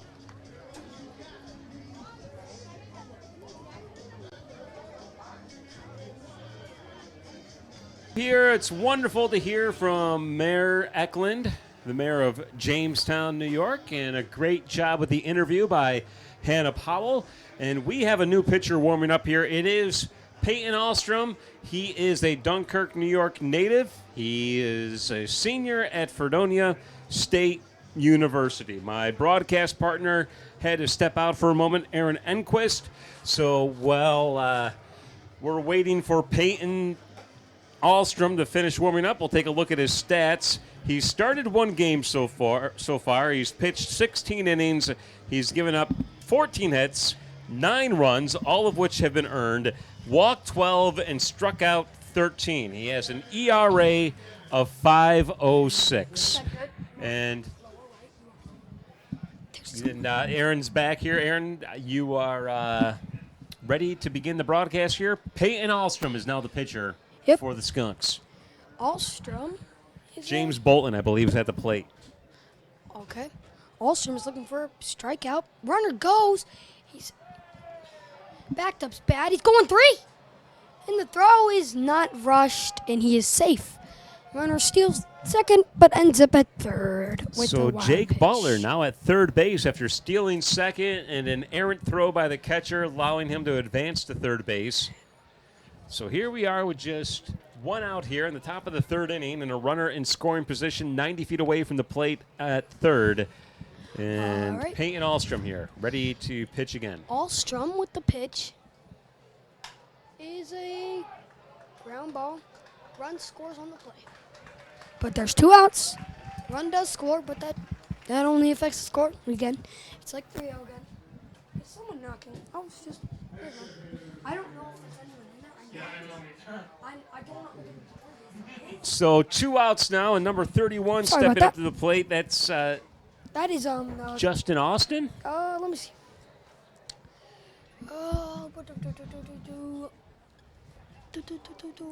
Number 31, Justin Austin. That was the pitch. It was high and outside. That is Justin Austin. Justin Austin, by the way, walked back in the first inning. Oh, I know. Okay.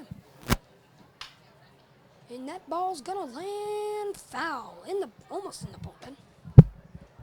He took that to the opposite field here. A left-handed hitter pulling it off to left field there. Doesn't happen too often. But that was a foul, so the count is now 1-1 with a runner, no runners on. Scores 4-1. The pitch bounces, but there's no one on base to steal. So, and ball 1, for all I know.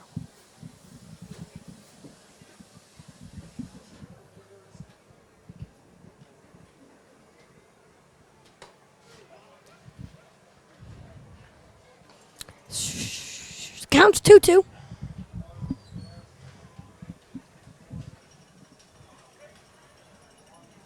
And the pitch.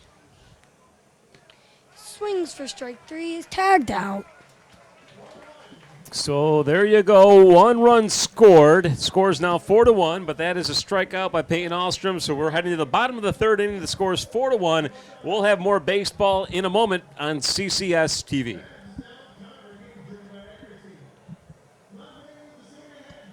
Get ready, Jamestown! The Gus Macker 3-on-3 basketball tournament is back this August, bringing non-stop excitement and fun for everyone. Experience the thrill of street basketball at SUNY Jamestown Community College, Saturday, August 10th and Sunday, August 11th, where teams of all ages and skill levels come together to compete and showcase their talents. This event, led by Collaborative Children's Solutions and co-hosted with the City of Jamestown, is more than just basketball. It's about community, sportsmanship, and making memories. Thanks to our generous sponsors, including the Southern Chautauqua Federal Credit Union, this year's tournament promises to be bigger and better than ever. Join us for an unforgettable weekend filled with action-packed games, fun activities, and community spirit. Don't miss out on the 2024 Gus Macker 3-on-3 basketball tournament in Jamestown, New York. If you can't make it in person, watch the action live on CCS-TV.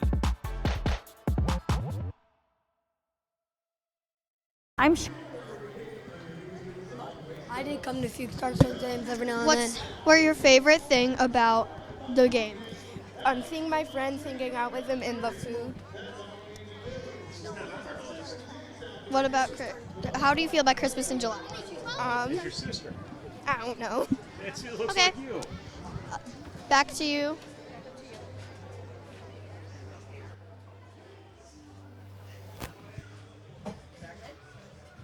And we're back here. Bottom of the third inning. Tarp Skunks taking on the Batavia Muckdogs. Jason Sample and Aaron Enquist bringing you play-by-play action.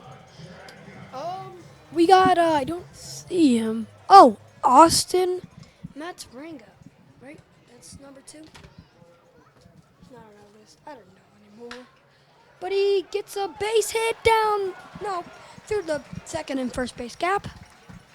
Brings up That was Austin Matronga swinging at the first pitch.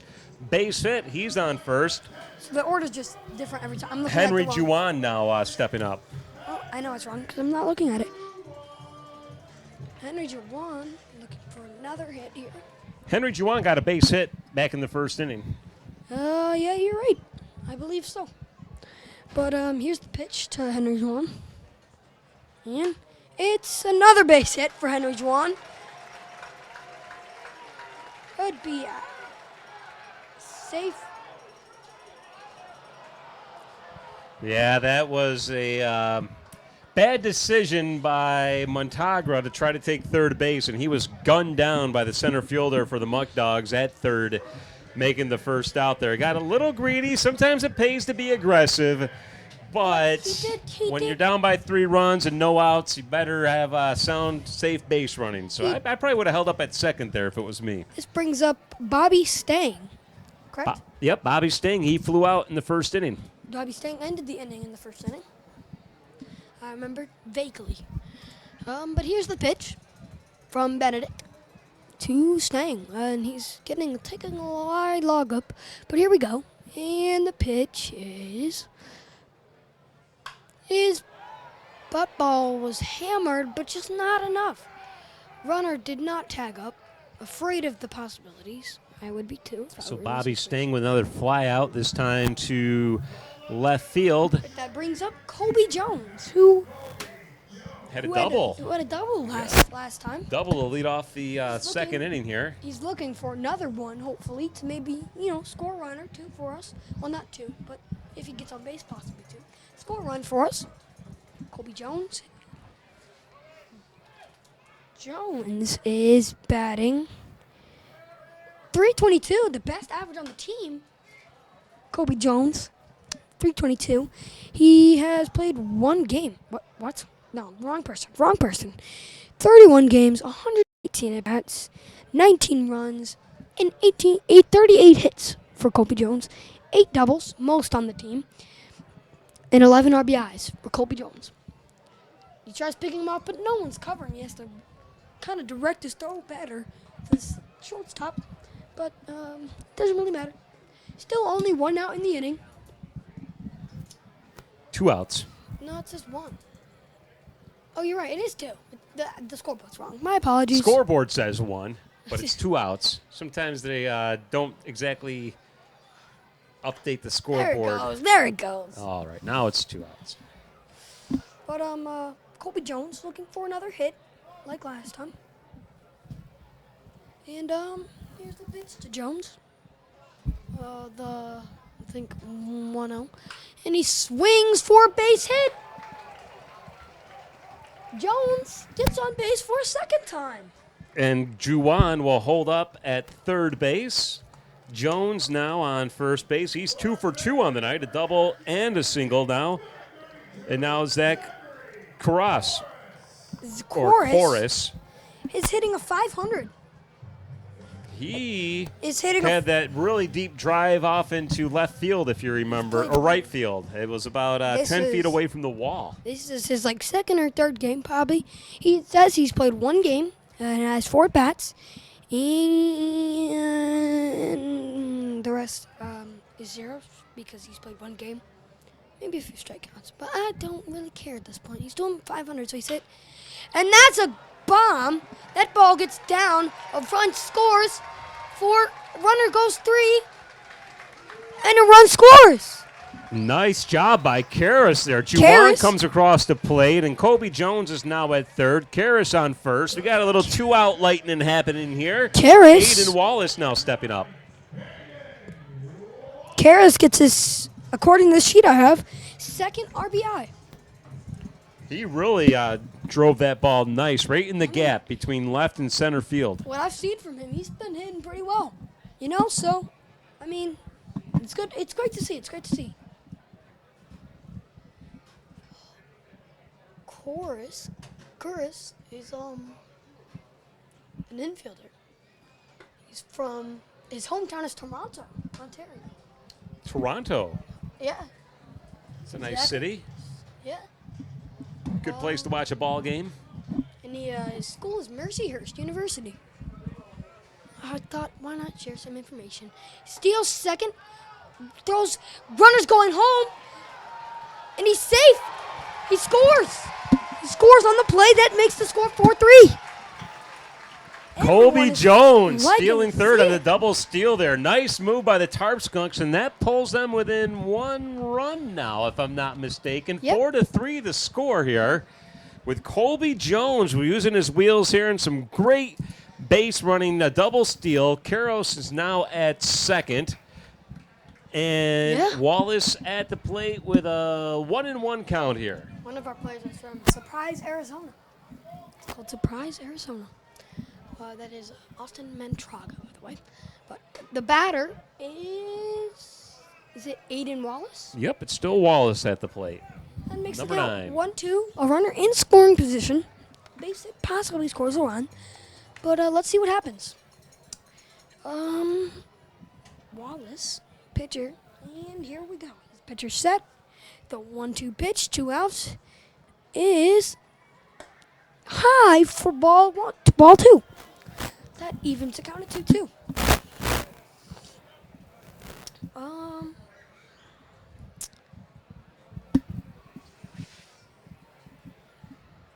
Wallace, by the way, was hit by a pitch back in the second inning. That's how he reached base. Jamestown showing some life here in the bottom of the third inning. Down by 1 run now. 4-3 the score. It's what we need with right 2 now. outs. And here's the pitch. Fakes out the steal. That ball is hit just directly to the right fielder. But 2 runs scored. So, yeah, 2 runs scored. And Jamestown now trails by only 1. 4-3 the score. And we'll be back with the top of the 4th inning in just a moment right here on CCS-TV.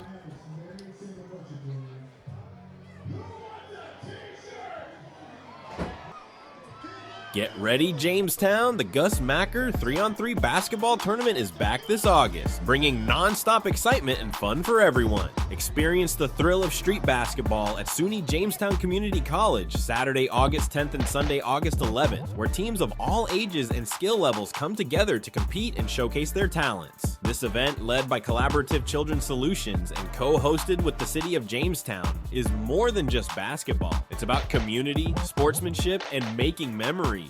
Thanks to our generous sponsors, including the Southern Chautauqua Federal Credit Union, this year's tournament promises to be bigger and better than ever. Join us for an unforgettable weekend filled with action-packed games, fun activities, and community spirit. Don't miss out on the 2024 Gus Macker 3-on-3 basketball tournament in Jamestown, New York. If you can't make it in person, watch the action live on CCS-TV.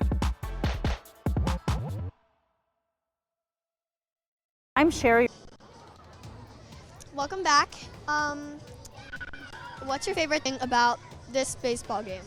I just love how many kids there are around here and just the energy, and it brings a lot of people in, like the Tarp Skunks, like their games just bring a lot of people in closer and to this town. How do you feel about Christmas in July? Christmas in July. I feel like, that would be great because there's not as much snow on the ground.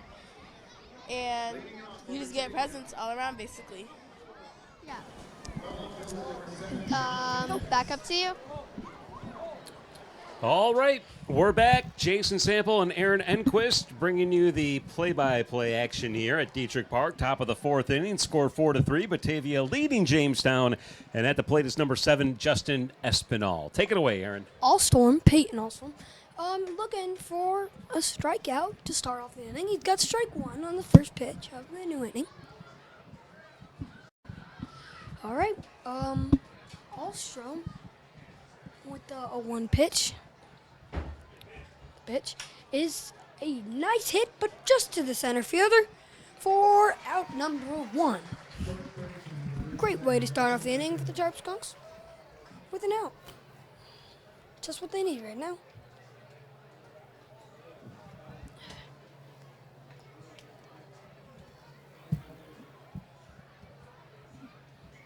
Also, having himself pretty good with a 5.06 ERA and 6 games pitched. Oh, a good pitch.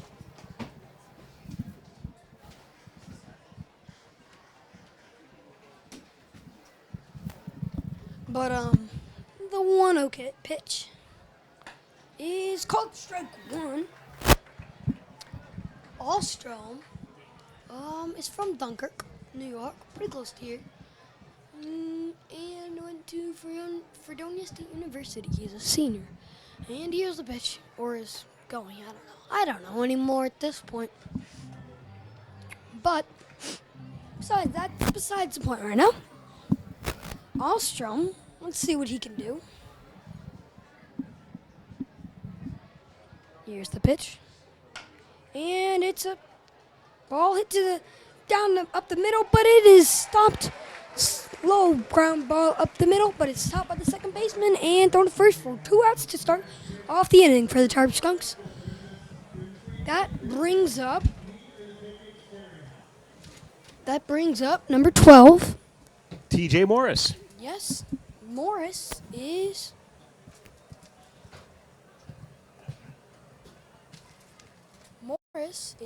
hitting a 255 ERA average. I almost said ERA. 255 average with 22 games played and 47 at bats, 23 runs scored, and 24 hits. 6 doubles. Oh my God! Another close call up here in the press box. That's scary, but like as long as one doesn't hit us, we're okay. I mean, I'd like if one bats up, I catch it. You should have brought your mitt up here, Aaron. I have it in the car with me, but I don't know what car my dad brought, so who knows? It doesn't really matter. And strike 2. That makes the count 1-2. Alstrom is looking for a 1-2-3 inning here.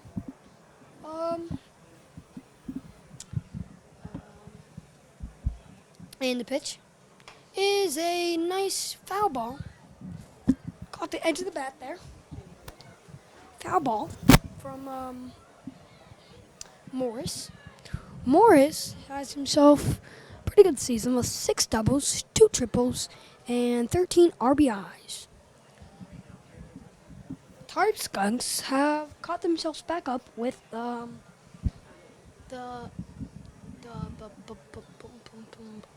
Muckdogs, and a nice far ball hit to Kobe Jones. But Kobe Jones gets there in enough time and catches it for 1-2-3 inning.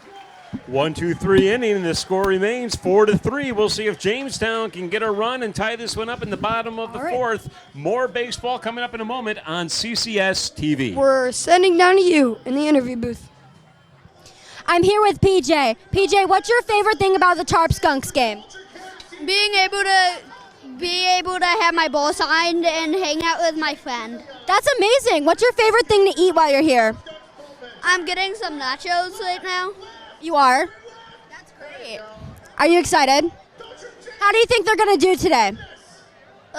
Good. Good? That's good. We're going to go back to you. Thank you.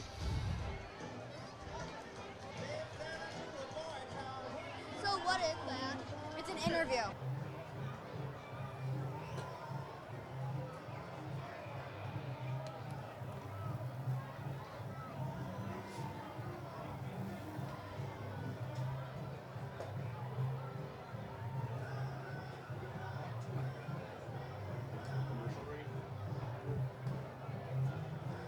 All right, I guess we're back here. No commercial break this time, and we got the kids out there in the outfield. That looks like a lot of fun, doesn't it, Aaron? Yeah, I mean, we got a few more coming, but I think we're nearing the end. Oh, I might be lying. There's Can't a tell lot here. of kids out there. Goodness. I mean, I guess it gives us more time to warm up. All right. Nope, we haven't reached the end. And more come. Hey, one of them has the glove. But anyways, we are, and that is officially the end. As long as one more straggler doesn't run out. That's it. Nope. No, it is not. I think, they still have one more coming out here.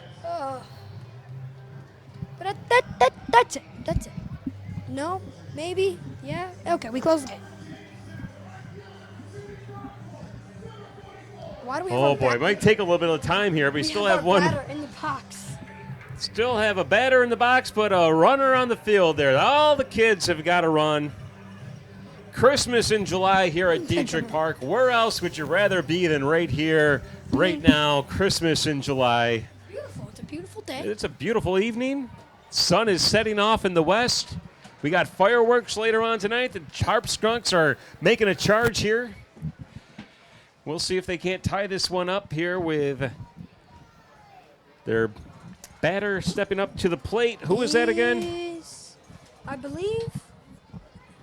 Who is this? This is Stoyanovich? Yep. DJ Stoyanovich leading things off here in the bottom of the 4th inning. He flew out back in the 2nd. Swinging a foul ball.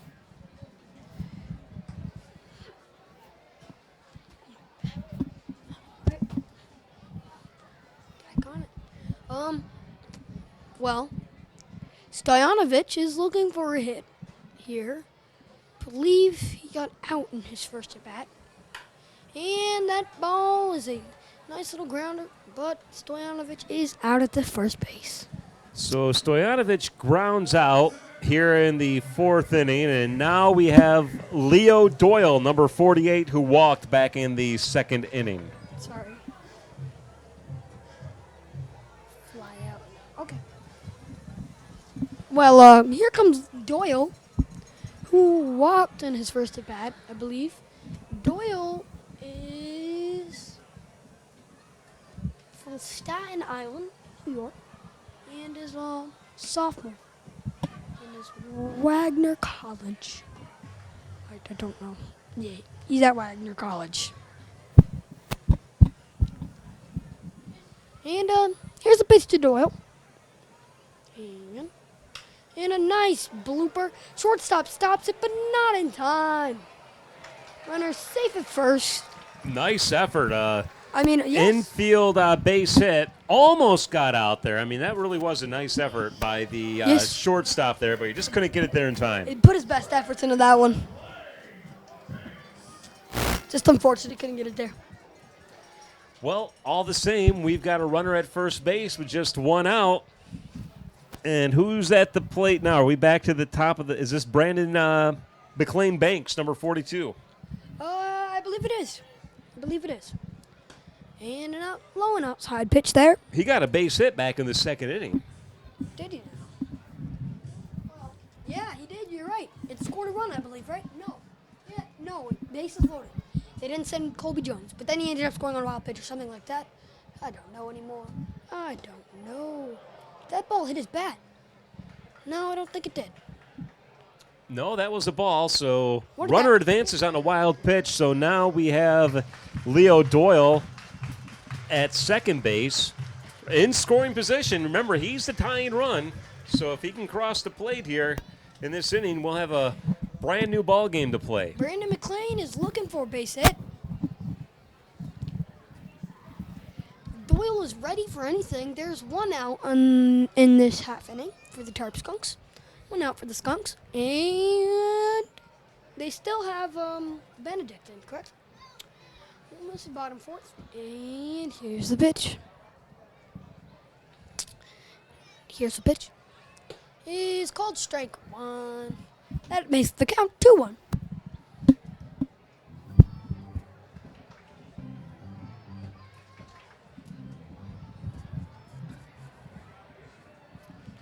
So 2-1 the count here with one out, runner at 2nd. And the pitch to Brandon McLean Banks is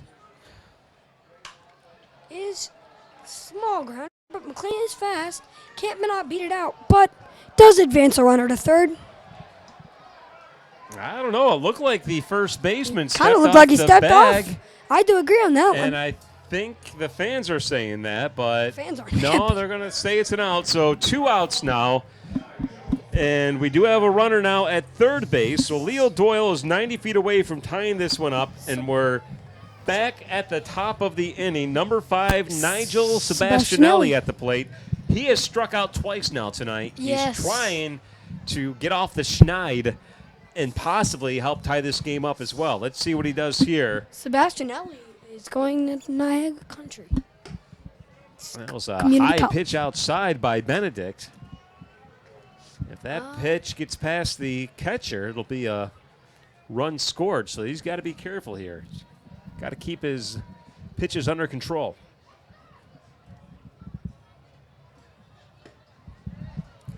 Outside again. Yep, that makes the count 2-0. 2 pitches low and outside.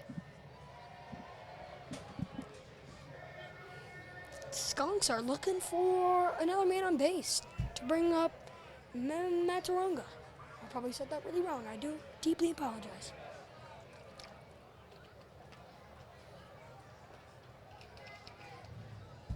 The pitch. That ball's going, but can he beat it out? He is fast. He can. That ball bounced. He's called safe and a run scores. This game is tied. He ran it out. I can't believe it. I thought he was out there, but they're going to say that he was safe. The ball bounced before him. Doing some good speed there, and that's what hustle will do for you. Don't think you're going to get out just because it's a short hit to the infield there. That's another infield base hit. Sebastianelli comes through in the clutch, and this game is all tied up. We are in the bottom of the fourth. Leo Doyle scoring that tying run now, and now we have Austin Matranga. I think Jamestown has scored on 2 outs. Every single run they've scored has been on 2 outs. I believe you're correct. That pitch looked good. It looked good, and it was good. But anyways. Austin Matranga, by the way, grounded out in the first inning and got a base hit in the third inning. Matranga is from Arizona. Surprise, Arizona is what it's called. Arizona. He goes Grand Canyon University is the school it says he goes to. So. Or is he going? I don't know. Probably goes there. He's going there next year or something. College is over, so he might just play here. I don't know anymore at this point. It's a long ways from Arizona. It's nice to see people from all over the country coming here to Jamestown to play baseball. Yeah. All right, and here the pitch is outside and high for ball 2. That makes the count 2-1. Matranga has himself in the lead. Did I bump it? Oopsies. Anyways, the pitch to Matranga, the 2-1 count, is swing and foul ball for ball strike 2. My bad. That ties the count.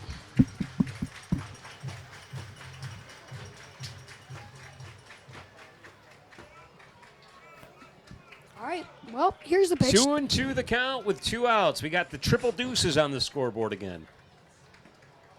Interview. That'll be a swing and a miss for a strikeout, but not until after Jamestown scores a run, and we're all tied up after 4 innings. 4-4 the score. The Batavia Muckdogs coming up to the plate next right here on CCS-TV. We'll see you in a minute after this commercial break. At Southern Chautauqua Federal Credit Union, we believe in supporting our community and helping you achieve your financial goals and strive to make a positive impact for our members and the community. Our mission is to empower individuals with the skills and resources necessary to achieve financial freedom. As our members and the community achieve their goals, we fulfill ours, creating a brighter future together. Southern Chautauqua Federal Credit Union, your partner in financial well-being. Experience the difference buying your next pre-owned ride at Schultz. Certified technicians ensure our inventory gets up-to-date maintenance. Most purchases include a limited lifetime engine warranty and more. That's why we say you can't beat a Schultz deal. At Wegmans, we've packed our fresh and delicious salads with incredible flavor. Each one is made with our very best ingredients, like fresh greens, imported cheeses, and our signature dressings. We've packed big, delicious flavor into every bite for salads that are endlessly good.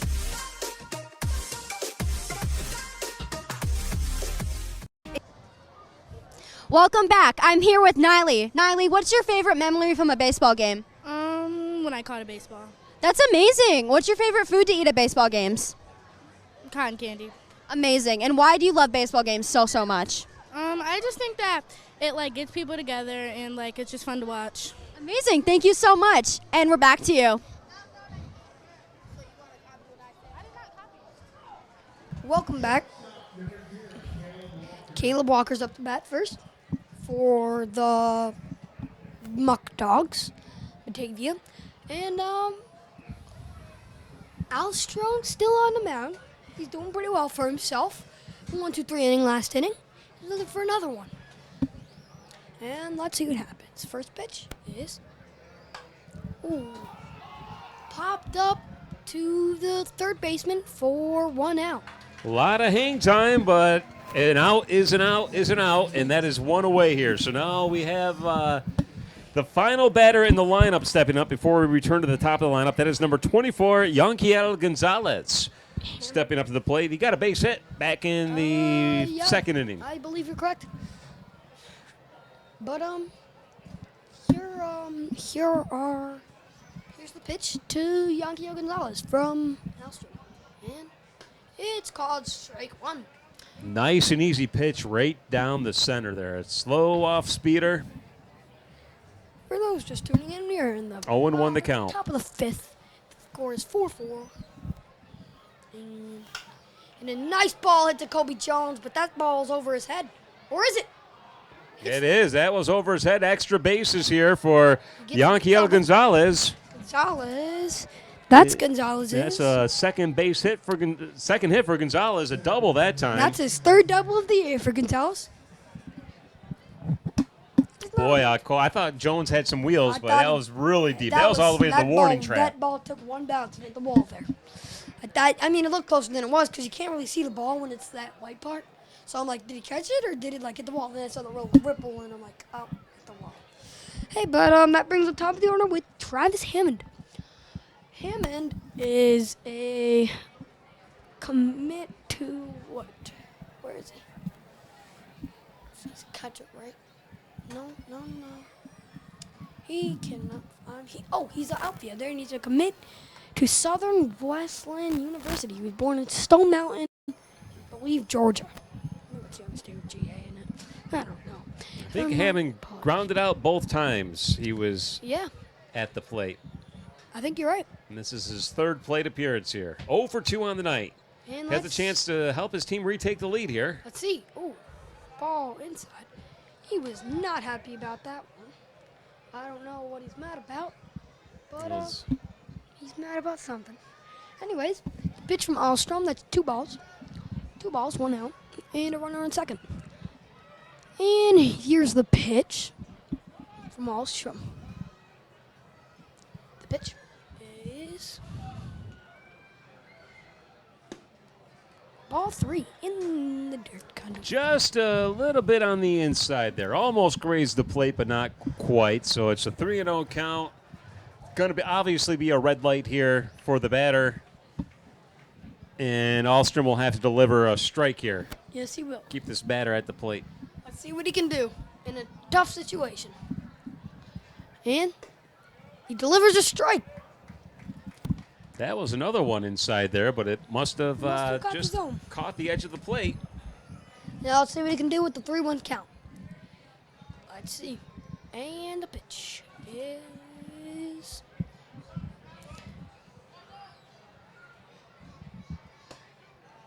low for ball 3. Ball 4. I don't know what number 3's mad about. He's mad about something. He's shaking his head on his way to third. Well, he reached first. base. He can't be that angry. I know. That was Hammond reaching base on a ball. We still have Gonzalez at second, and now Jake Butler, number 1, stepping up to the plate. He got a base hit in the first inning, and he walked back in the third inning. Oh, well, he's 1 for 1, right? Because he walked, yeah.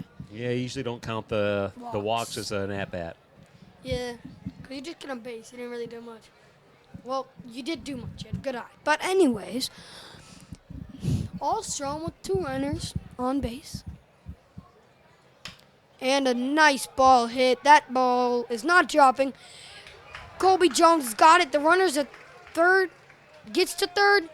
But the runner on first has to run back to first. And that's 2 outs. Yeah, Gonzalez advanced off to third base now. And Hammond stayed at first. Butler, though, does advance his runner on that fly out. And we have 2 outs now. A runner 90 feet away from retaking the lead. And I think this is Cooper Ramich, number 47 at the plate. Is 0 for 2, correct? He's struck out twice. Yeah. Struck out looking in the first inning and struck out swinging in the third inning. Well, here's the pitch to Ramich. And it's called strike 1. Alstrom is looking to get out of this inning, a half inning, with no runs allowed for the other team. Well, he's 1 out away from doing that here, but you also have Two a out. runner 90 feet away from retaking the lead here. A little bit of pressure on Alstrom. Let's see how he deals with it. Yep. And the pitch. It's called strike 2. Runner advances to second, by the way, and the Skunks just let him take second base. That's Travis Hammond now. So 2 runners now in scoring position, a runner at second and third. Now let's see what happens. For the Muckdogs. The 0-2 count, 0-2 pitch, 2 outs, is outside for ball 1. Wait, very low and outside there. The very dominant Muckdogs. 33-8 on the season. Haven't even had 10 losses yet. I thought it was 31. Nah, I think you're right. 31-8. Sorry.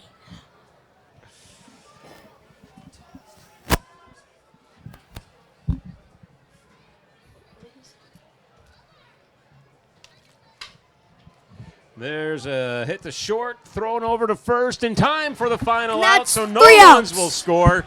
And we have ourselves a tied ball game heading into the bottom of the 5th inning.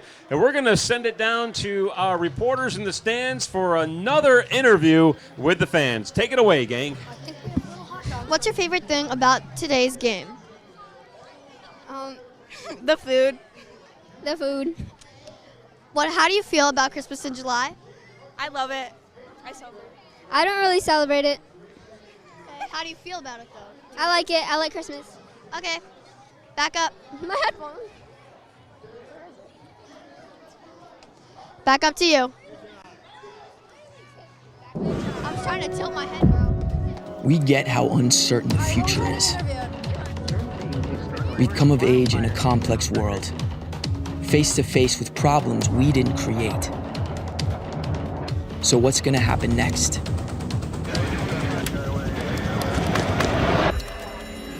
We are. Because our future is the future. The life we have chosen has prepared us for this. So we're going to build bridges and hospitals in a day. We're gonna save families from disasters and feed those left in the cold. We're going to do all this and more because we have an appointment with destiny. We invite you to join us. The next greatest generation is now. At Wegmans, we've crafted our new sandwiches with layers and layers of deliciousness. Each one is made fresh with our very best ingredients, like hearty breads made with grains from near our stores, premium cheeses, and freshly carved meats. We've packed big, delicious flavor into every bite for sandwiches that are endlessly good. We're back. We're back with Studio Cam Shot. Well, we're back here at Dietrich Park, broadcasting from the press box. Jason Sample and Aaron Enquist. We are ready to watch more watch and commentate more baseball. Aaron, you're doing a phenomenal job. I think you will be doing this for a long time. If this is your first ball game, you sound great. Thank you. Right on. We're back to the action on the field here. The score is all tied up, too. We've got a 4-4 ball game. Bottom of the 5th inning, Jamestown has a chance to take the lead. Let's see what happens. And the pitch to Henry Juwan is outside. Let's see Juwan's stats. Juwan is hitting a .315. Juwan is higher batting average now. He got 2 hits tonight already. Oh, he's doing pretty well. He's got to be over 320 by now. He's one of the higher ones on the team. He's like the second highest because the highest is 322. He's played in Henry Juwan. Juwan got a base hit in the first inning and a base hit in the third inning.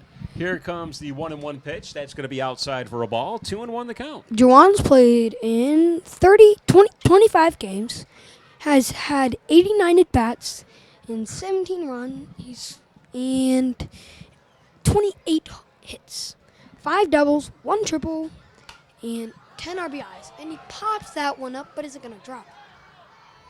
Ball almost gets caught. Almost drops, but it's Yeah, nice catch there by the first baseman. That ball was dropping quicker. But so one away here, and now Bobby Stang steps up to the plate. He flew out both times. He's 0 for 2 on the night. He's due for a hit. Stang is looking for his hit, yeah, like you said.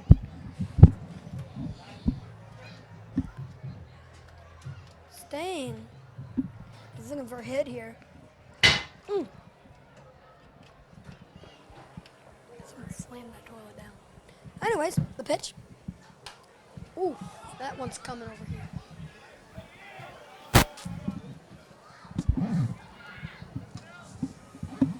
High fly ball and out of play, so we'll do it over again. That is Where was that one ball? strike, 0-1 the count. Was that ball close to us?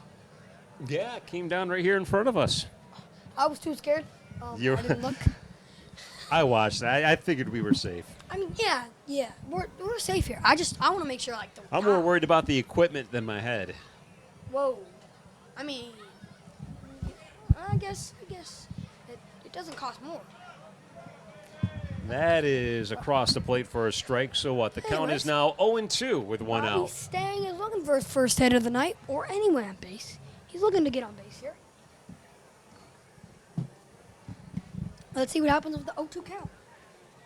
And ball outside for ball 1. That makes the count 1-2. Now let's see what happens. Stang swings in a foul ball, misses and goes out of Out of play. He's still alive here. A little BG staying alive. Stang is from Massapequa. It says Massapequa. He's from Massapequa? Massapequa, New York. I don't know where it is. But he goes to Georgia Southern school was Georgia Southern University. And he swings. It's a nice ball to third baseman, but it's throw's not in time. He's safe. A bad throw makes the first baseman jump for it. Misses the bag on the jump and tries tagging Stang, but he was already safe. Do you score that an error, or do you think that's an infield base hit? I'd say that's an infield base hit. That's a hard play to make. I'd say that's an infield base hit. That's a hard play to make. That was a hard play to make, especially throwing all the way across the field from third base. I agree with you, That ball was kind Aaron. of slow grounded. So, but anyways, this brings up Kobe Jones, who is 1 for 1, correct? And 1 for 2, right? Colby Jones is 2 for 2. My apologies. Got a double in the second inning and a base hit in the first inning. Swing and a miss for Kobe Jones. Jones, right now, is 2 for 2 with a single and a double. Seeing what he can pull off now with a run on first. Let's see what happens. 1 out. Ball in the dirt, and nothing happens. That makes the count 1-1. 1 out. We have triple uno. Triple uno. The pitch is outside for ball 2. You say we have a triple uno? Mm-hmm. I like that. Not as good as triple deuces, but triple unos isn't bad. I don't know what deuces mean. I know it means 2 somehow in some language, but I don't know. I use Spanish. The pitch is a swing and a foul ball. Someone just hopped the fence in their bullpen to get that. But that doesn't really matter at this point. But anyways, Kobe Jones, the count's 2-2. 1 out. Let's see what happens. Jones is looking for his third hit of the night. His third plate appearance. Let's see what he can do with a runner on first. And the pitch is a swing. Runner doesn't beat it out, but Kobe Jones is safe at first. 1 out on the play. Almost grounded into a double play, but he did not. Luckily, Kobe Jones is 3 for 3, right? Would that No, it'd be a fielder's choice. So that would be a... That was a fielder's choice, so it not counted as a hit. So it's 2 for 2, basically? Yeah, he's 2 for 3. 2 for 3. He reached base 3 times, but he's 2 for 3 on a fielder's choice. Yep, that was a fielder's choice because the infielder had an option to get Kobe Jones out, but he went for the guy at second, the lead runner. And so we have 2 away here. And now Zach Karras, number 32 at the plate. Karras would have hit his first at bat. Second at He bat. flew out, yeah. in He's his first 1 at for bat. 2. He's 1 for 2. He's a phenomenal hitter, though. He can really get a hold of it and take it for a ride. Like I said earlier, Karras is from Toronto. Pretty far. Canada. I mean, this man has a passport just to come play Tarp Skunks baseball. He swings, and he base hit it, bounces. A great bounce over the second baseman's head. Ooh. A hit for Karras. That gives him 2 for 3 on the night. And Jones is now in scoring position. He represents the go-ahead run for the Skunks. And that brings up. Aiden Wallace, number 9. Aiden Wallace, he's 1 for 2, right? 0 for 2. 1 for 2? Let me just make sure it is Aiden Wallace. It is, number 9, and he was hit by a pitch in the second inning and flew out in the third, so he's 0 for 1. 0 for 1. All right. Reached base once, but he's 0 for 1 with a fly out and a hit by pitch. The catcher for the Muckdogs coming out to talk things over with his pitcher on the mound. Well, let's see what happens. With 2 outs, a runner in scoring position, and a runner on first. Aiden Wallace. Been a beautiful night for baseball so far, and that's going to continue here. Hardly a cloud in the sky. Well, here's the pitch.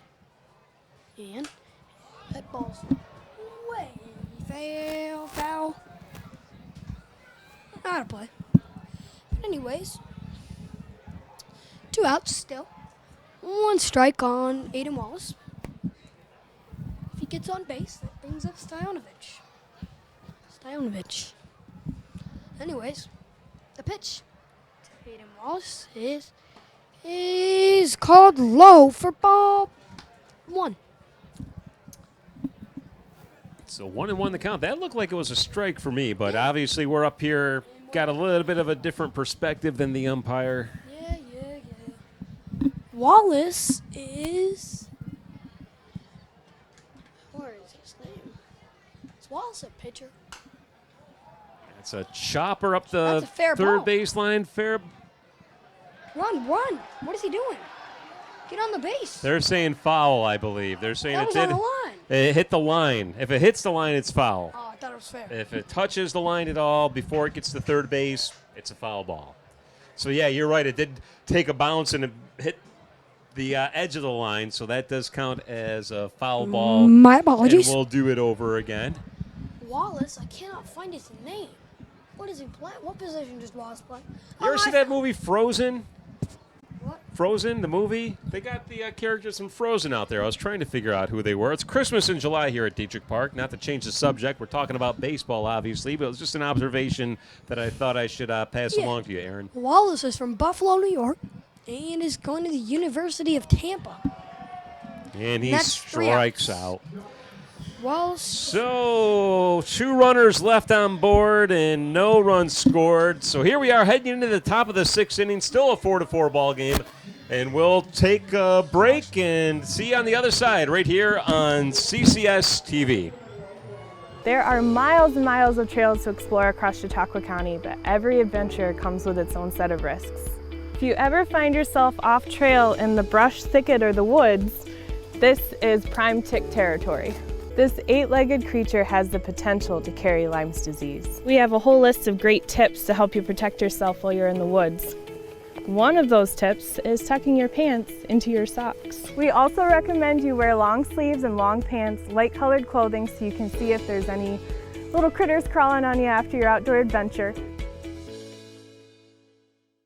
Market value pricing means you save more at Schultz Auto Group. Search for your next vehicle in person or online within our dealer network, now with an even greater selection of EVs. MVP means you'll get the best deals within our market. Schultz brings the showroom to you with optional personalized virtual walk-around, remote financing, DMV services, and home delivery. 50 years experience with modern customer care. That's why we say you can't beat a Schultz deal. Our generation has a choice: turn away from the world's problems or chase them down. We refuse to sit back and watch them pass us by. Watch us fly ahead. Rise to every challenge and overcome anything. Watch us become the next greatest generation. And welcome back to Dietrich Park. Jamestown Tarp Skunks taking on the Batavia Muckdogs here on CCS-TV. Jason Sample and Aaron Enquist bringing you the broadcast. Aaron's doing a phenomenal job. Take it away, Aaron, as we start the top of the 6th inning, all tied up at 4 apiece. Well, Alstrom is back out, Peyton Alstrom, for another inning. And he pitches that one for a strike one. Who is that, 47 Cooper Ramich at the plate, or is it 27, James Bolton? 27, I believe. Cooper Yeah, it Ramich is ended James. Don't call me Michael Bolton. Yeah, I have heard of him before. I haven't heard of that guy in a while. Pitch is low for ball one. Let's see what happens. The pitch to Bolton. Bolton is, I believe, the best hitter on the Batavia Muckdogs for right now. He's doing the best right now at this point in time, I believe. Yep, he's back. No. Yes, he's batting at 387, highest on the team. I think he's 1 for 2 tonight. I believe 2-2. Good pitch. Oh, shoot. I'm not supposed to say that. A good pitch there for strike one. Strike two.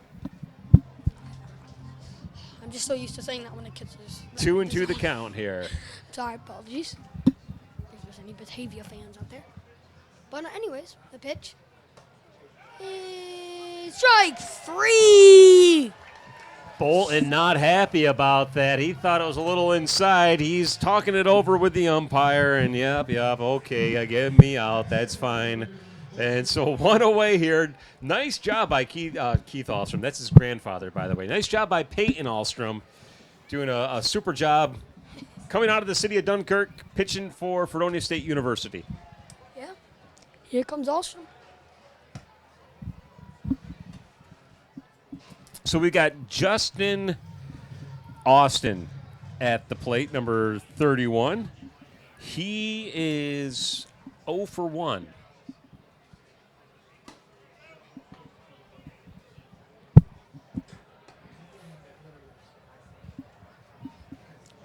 Two and 0 the count here. The pitcher, my dad said, is his friend's uncle. The Rizzutos. You ever heard of him? Oh, yeah. Is Alstrom? Yeah, my dad's friends with Fred. Oh, okay. So I just, fun facts, His grandfather, Keith Alstrom, was a longtime member of the Chautauqua County Legislature, is how I know him. Oh, that's cool. Yeah, pretty cool. Strike one on the 2-1 pack. 2-1 count for strike one.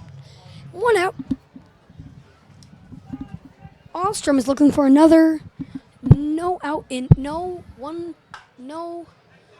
I can't. That was a hard liner down the first baseline, but it was foul. I almost hit the umpire. He was unfazed by almost being hit. But anyways.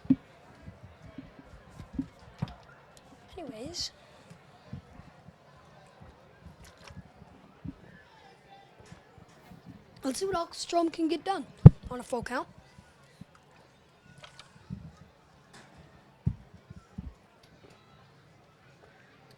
Three and two the count here. Let's see. And it's high Way outside. Ball four. So with one out here, Austin advances. And now we've got number 7, Justin Espinal, stepping up to the plate. I know he struck out in the second inning. I had to step away in the 4th inning, so I'm not exactly sure. We need a time. The catcher's glove, something's wrong with it. They look like they're getting them a new one, and they are. But something was wrong.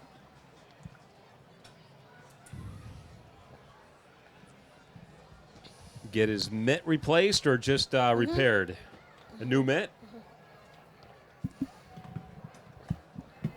So we're ready to resume action here at Dietrich Park. Still all tied up at 4 apiece. In the top of the 6th. It's starting to get darker here.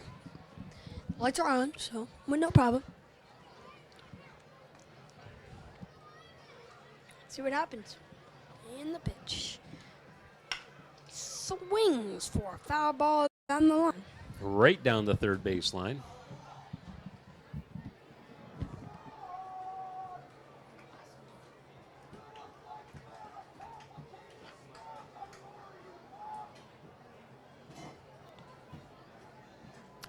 So 0-1 the count here with 1 out. Alstrom ready to deliver. Here is the pitch. Nice job by Juwan to keep it in front of him and not past him. The runner stays at first. Yep. The count is 1-1. Oh, we got triple doses, triple unos again. 1 out, 1 ball, and How do you say one? one Whatever strike. language you're saying doses in. I think uno's fine. It works.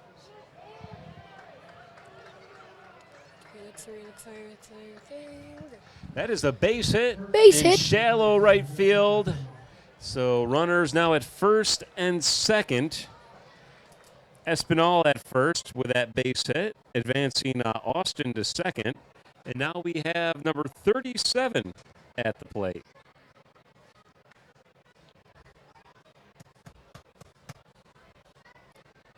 And I don't have him, let's see, on my roster, 37. This is Justin Espinal at the plate. Well, then who was the other guy? There's a hit in the gap between center and right field. That will score 1 run. And I think that was Mendes who who got the base hit, and Espinal got the base hit and scored the run. Base hit in the gap from Espinal. And that scores a run. That makes the score 5-4. A little confusing here, but I think we've got it straightened out now. And T.J. Morris, number 12, now at the plate after that 1-run hit by Espinal. The Muckdogs retake the lead, and it's now 5-4 here in the top of the 6th inning with 1 out. Runners at the corners, first and third. Ball hit.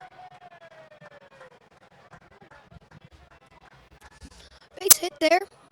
That scores another run. Yeah, 3 consecutive base hits now, Aaron, and we've got Caleb Walker stepping up to the plate. Peyton Alstrom's going to stay in there on the mound, try to get Walker out. Walker sporting the double zeros on his jersey. Yeah. Walker is, how's he doing today? You know? You know how Walker's doing today? Sorry, I got your folder a little wet. My apologies. This one. Sorry. That's all right.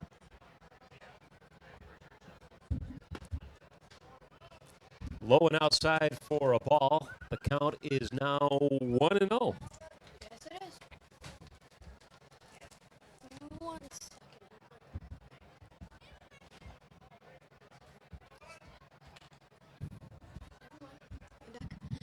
One knows the count.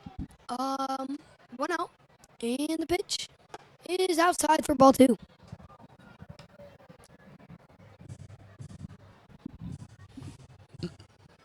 Two goes the count. 6-4's the score. We're in the top of the 7th. With around 3 innings left of ball to play. Unless we go in extras. Here's the pitch.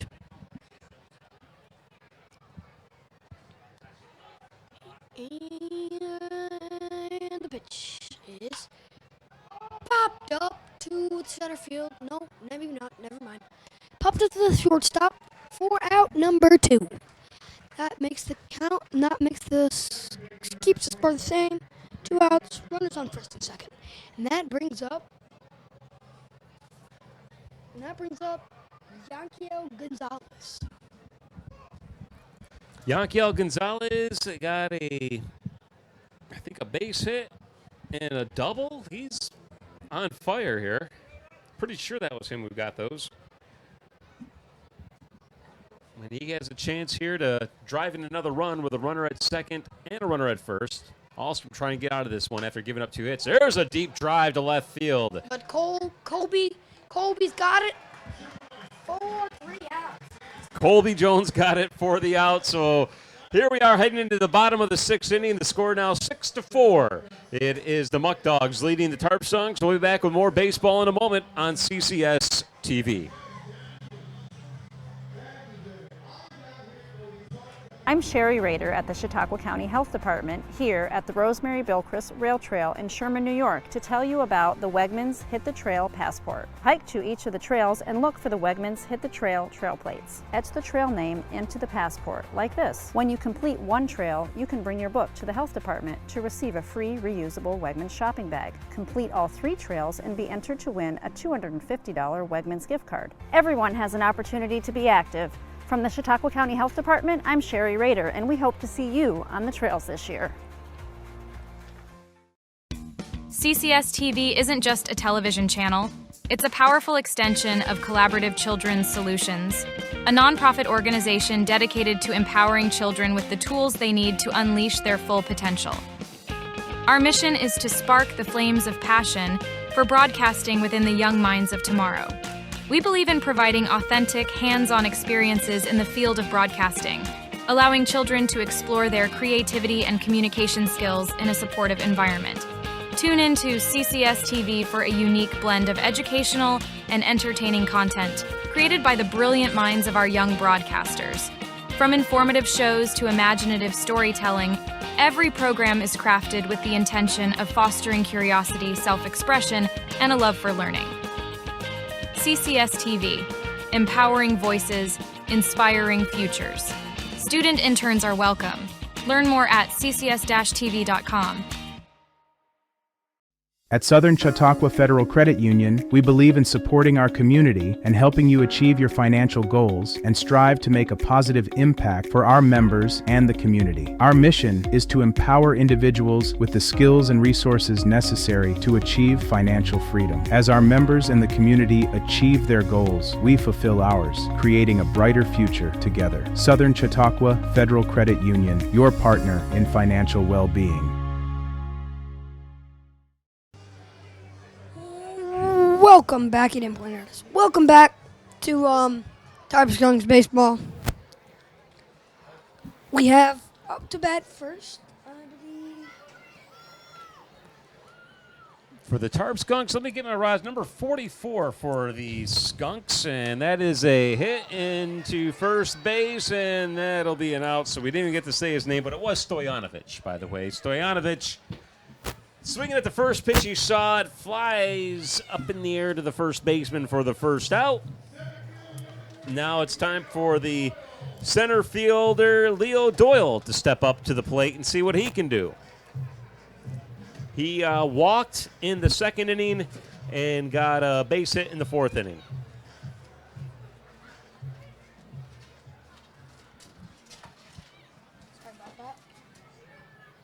Here comes the pitch, and that'll be a fly ball into shallow left field. Ball almost dropped because none of them were going for it.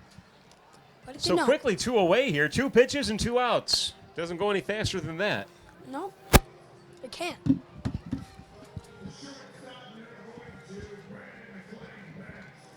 Brandon McLean Banks, the shortstop, now stepping up here in the bottom of the 6th inning. Score is 6-4. Tarp Skunks down by 2 runs.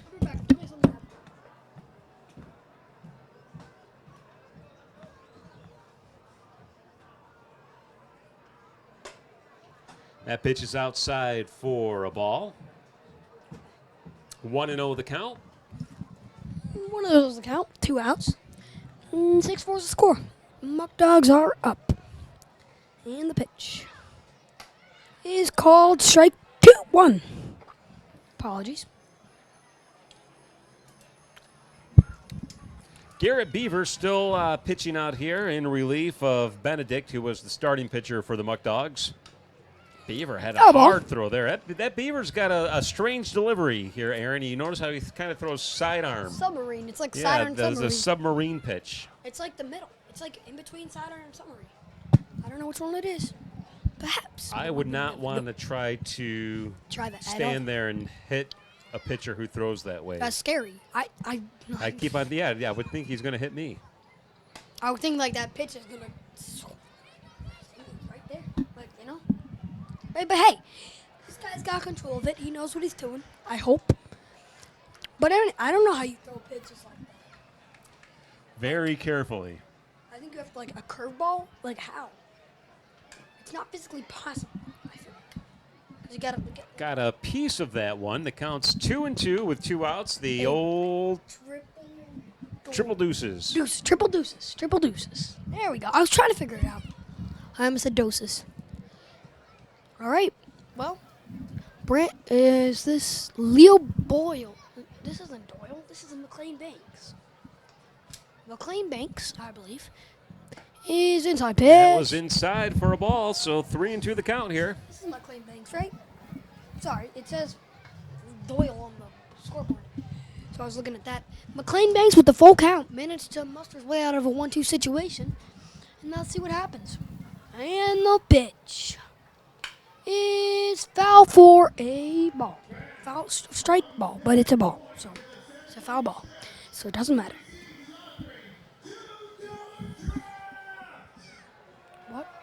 What? Okay, the scoreboard is wrong. It's the bottom of the 7th. No, we're in the bottom of the 6th inning. Something's wrong, because I saw something that's the bottom of the 7th. I don't believe so. Yeah, I told the guy we were in the bottom of the 7th. Bottom of the 6th. I don't know. Justin's not back, so I don't know when we're going to.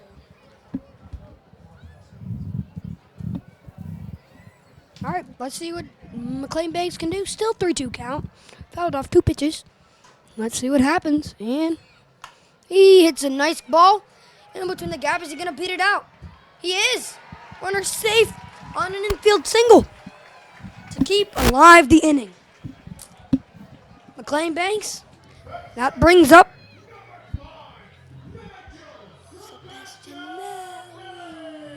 Nigel Sebastianelli is 1 for 3 tonight. He struck out in the 1st inning and struck out in the 2nd inning, but got a base hit in the 4th inning. Sebastianelli is really looking to get a hold of his game here and get a hold of the ball as well.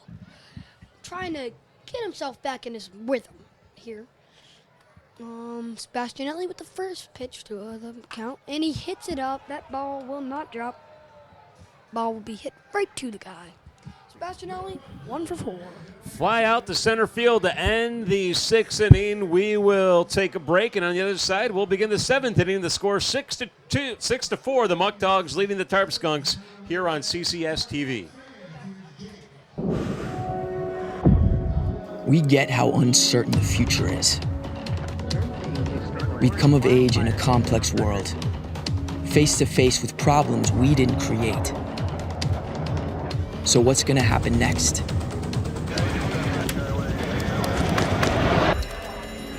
We are. Because our future is the future. The life we have chosen has prepared us for this. So we're going to build bridges and hospitals in a day. We're going to save families from disasters and feed those left in the cold. We're going to do all this and more because we have an appointment with destiny. We invite you to join us. The next greatest generation is now.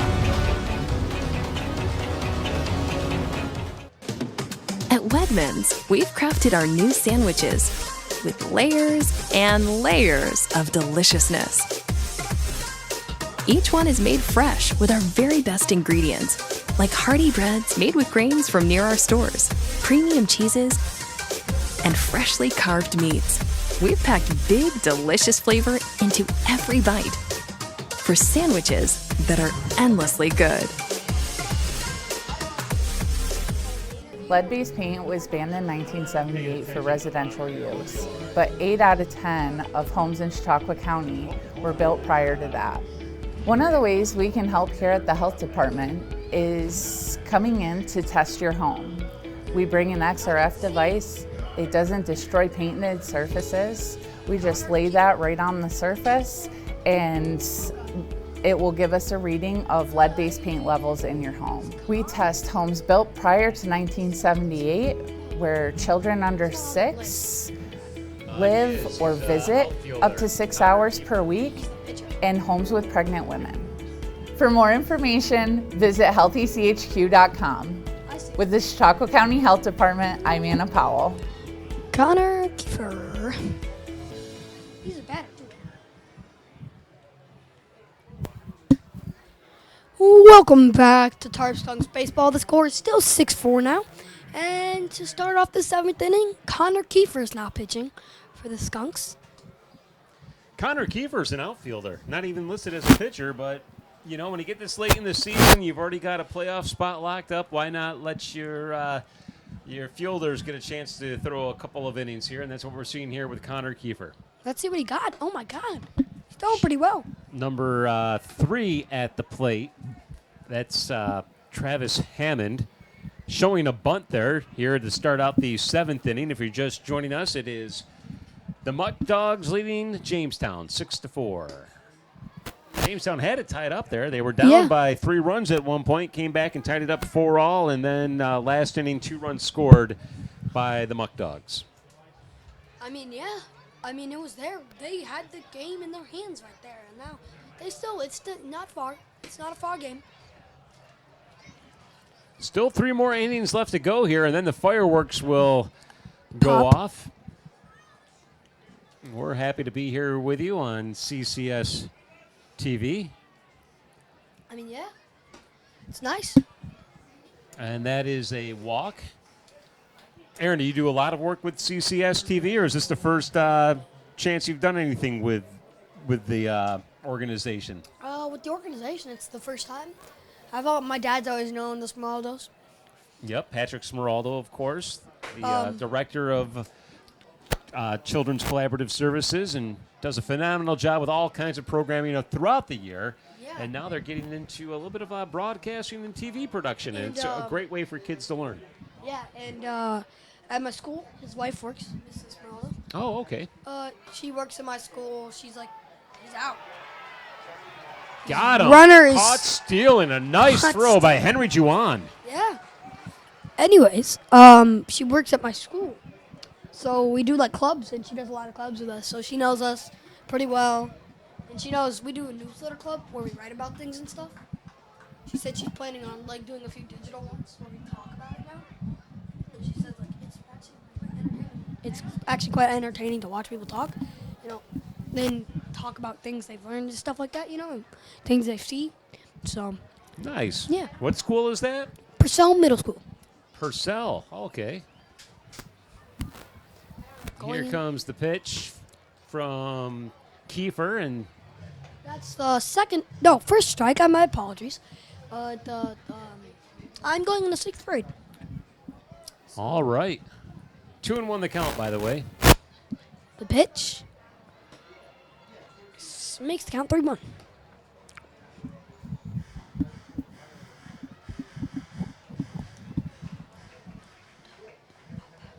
Three and 1 the count with 1 out. And the pitch. Jake Butler, the batter here. Here comes the delivery from Kiefer across the plate for a strike. I think Butler thought it might have been a ball, but Butler did not like that yeah, ball. He started walking down toward the first baseline. So 3-2 the count now. I can't believe an outfield. I've never seen an outfielder do this well, to be honest. I mean, maybe he's a position player. For a pitcher? I've just, yes, it's something you don't really see. And well, that's a walk. And when you do see it in the MLB, it's a position player, and it's kind of funny. This one, he's at his best, and it's quite nice, actually. He's doing pretty well.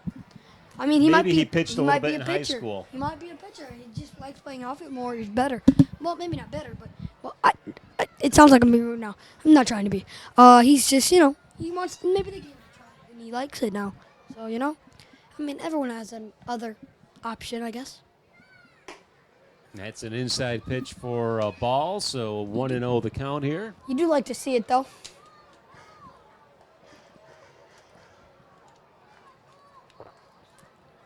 One out. Kiefer, quick throw over to first, but unable to get him. For an Keeps him honest, though. For an outfielder, he's got an arm. I mean, he's an outfielder. He has to throw pretty hard to get it to home if he tries catching someone at help plate with the plate. So I can see it, I like it, That's another ball. High and inside. 2-0 the count.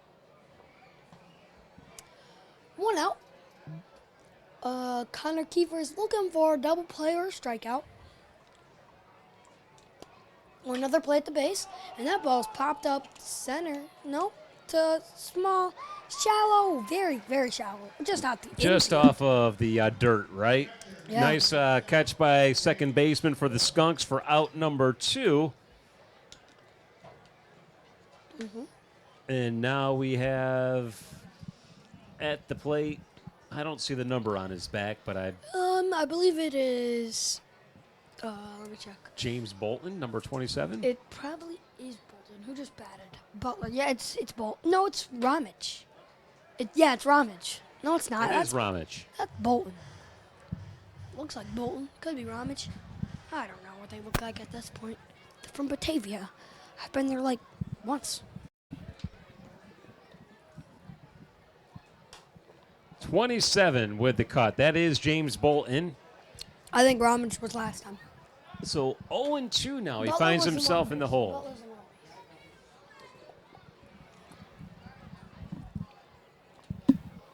Butler's on first base. 2 outs, 2 strikes, and the pitch is in the bounces in the dirt for ball 1. Remember, Bolton struck out looking the last time he was at the plate and wasn't happy with the strike call that he got. He's at risk of doing that again here. 1-2 the count. 2 outs. See what happens.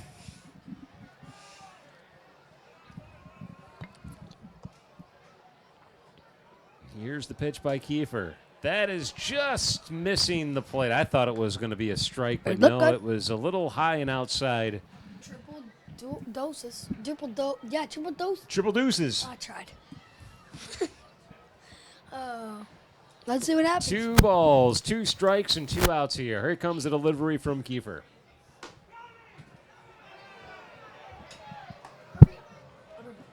A little bit inside, so we got a full count now. 3-2 the count.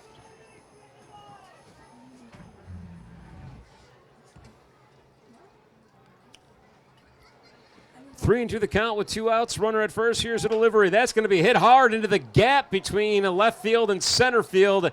And gets past the outfielders all the way to the dirt. 1 run's going to score. And Bolton will advance to second base. So we'll score that as a single base hit. And another run scores, and it is now 7-4. The Muckdogs leading the Tarp Skunks.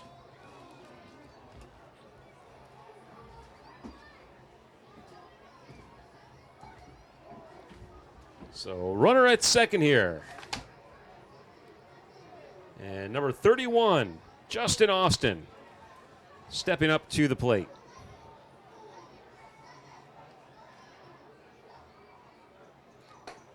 That pitch is going to be high for a ball. 1-0 the count.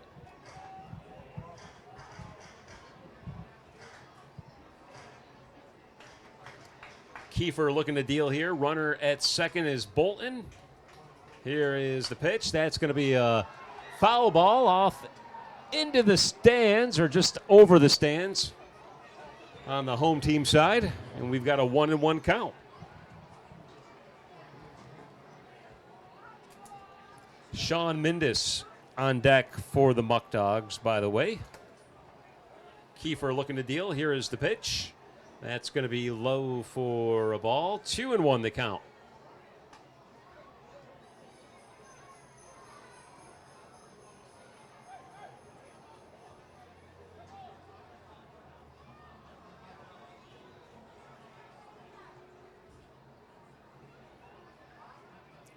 Here's the deal. That's going to be inside for another ball. 3-1 the count now with 2 outs.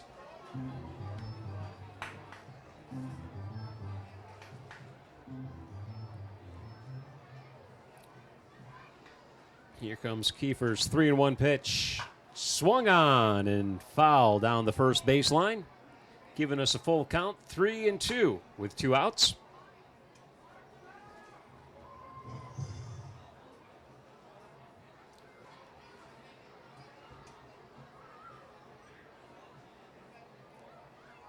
Austin at the plate.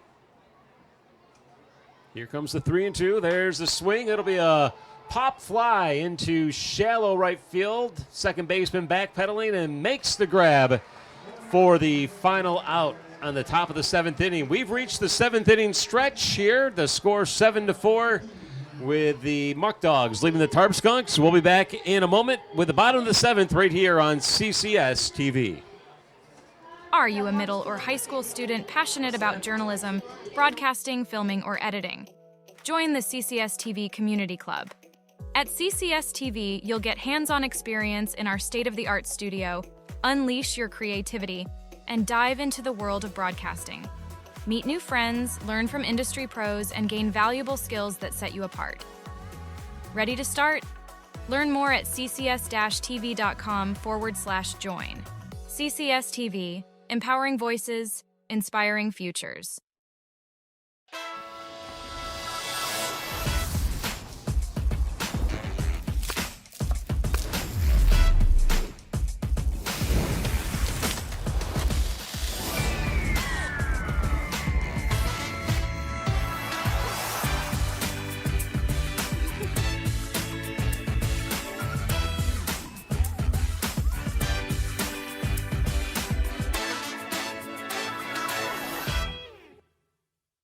Schultz is the place where you can not only find your next new car, you can customize it exactly how you want it. Build a vehicle from one of your favorite brands. Secure rebates and incentives and expect delivery within 6 to 8 weeks. Get the keys to your ride in-store or in your own driveway and enjoy a year of complimentary Schultz Auto Care. Walk in to view our exciting inventory of vehicles arriving daily or schedule your digital consultation online today to discover why we say you can't beat a Schultz deal. Welcome back to CCS Sports. We are back at the Tarp Skunks game. The Muckdogs score 1 in their half inning of their part of the half inning, making the score 7-4. The Tarp Skunks are, down to their final 9 outs, right? We're in the bottom of the 7th inning. It's a 9-inning game, and they're down by 3 runs. They got to start making something happen here. We got a new pitcher out there, too, right? Michael Pedraza. Pedraza. My apologies. Michael Pedraza comes to the game from Palm Bay, Florida. He's a senior at Kentucky State. Wow. He's playing for the Muckdogs, obviously, coming all the way up from the sunny state of Florida. Yeah. I might be biased, but I like the weather in New York a little bit better than the weather in Florida. I went to Disney World in Florida. Well, that's a good hot. place to go for Disneyland. It's very warm in there in the summer. I mean, I went to Busch Gardens. We went in September, so it was somewhat cold. It still was hot. Now, if you ask me what I like better in December, I'll probably tell you Florida. But right now, I'm happy to be up here in July. Yeah, I would be too. Well, here we are. We got number 2 stepping up to the plate for the Skunks. That would be Austin Matranga.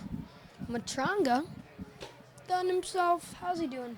Well, he is 1 for 3. He grounded out in the first, got a base hit in the third, and struck out in the fourth. Here we are now in the 7th inning. Matranga is really, really looking for a big inning for him, or big hit.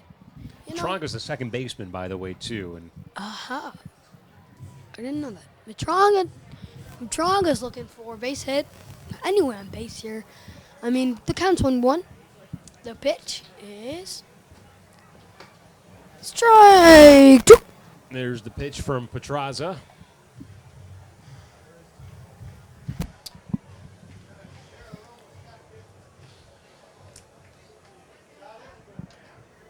And here's the 1-2 pitch.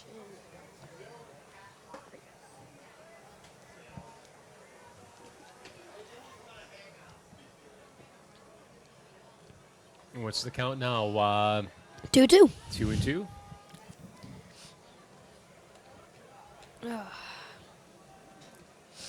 Well, and that pitch is called outside. That makes the count 3-2.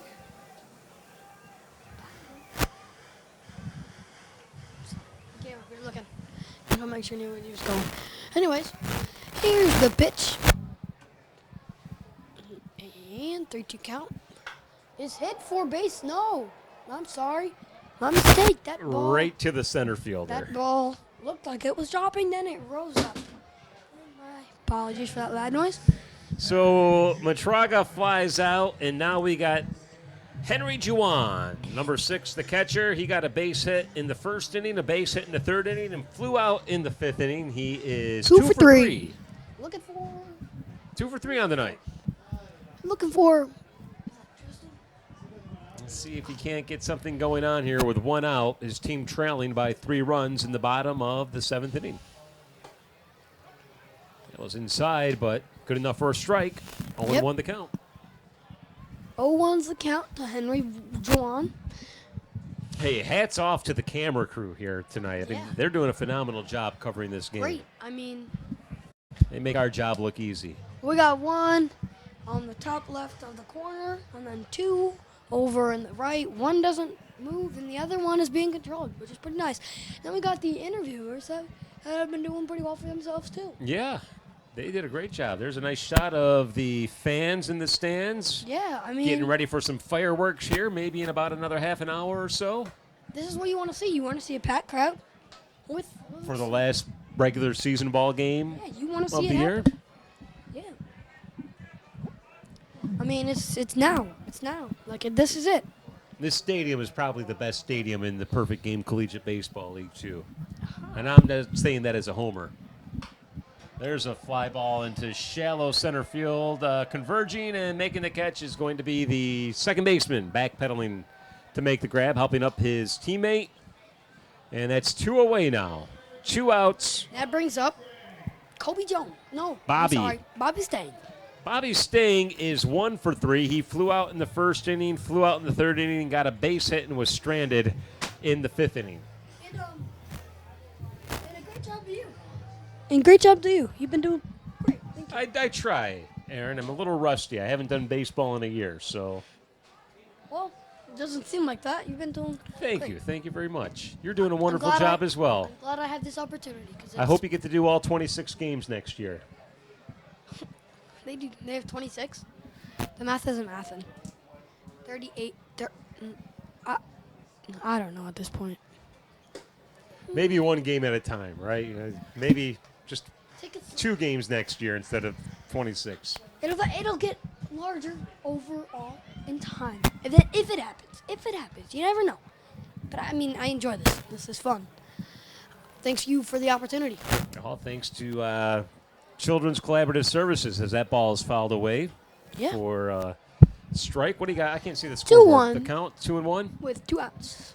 Yeah, it's really a great opportunity for kids like you and those who are in the greater Jamestown area who just want to try their hand at broadcasting or getting involved in community activities. There's a swing and a miss for strike number 2. That makes the count. So they didn't have anything like this when I was growing Triple. up, so I think you're very fortunate to have it, and you're doing a wonderful job taking advantage of it. Thank you. I got the count right. I got it right.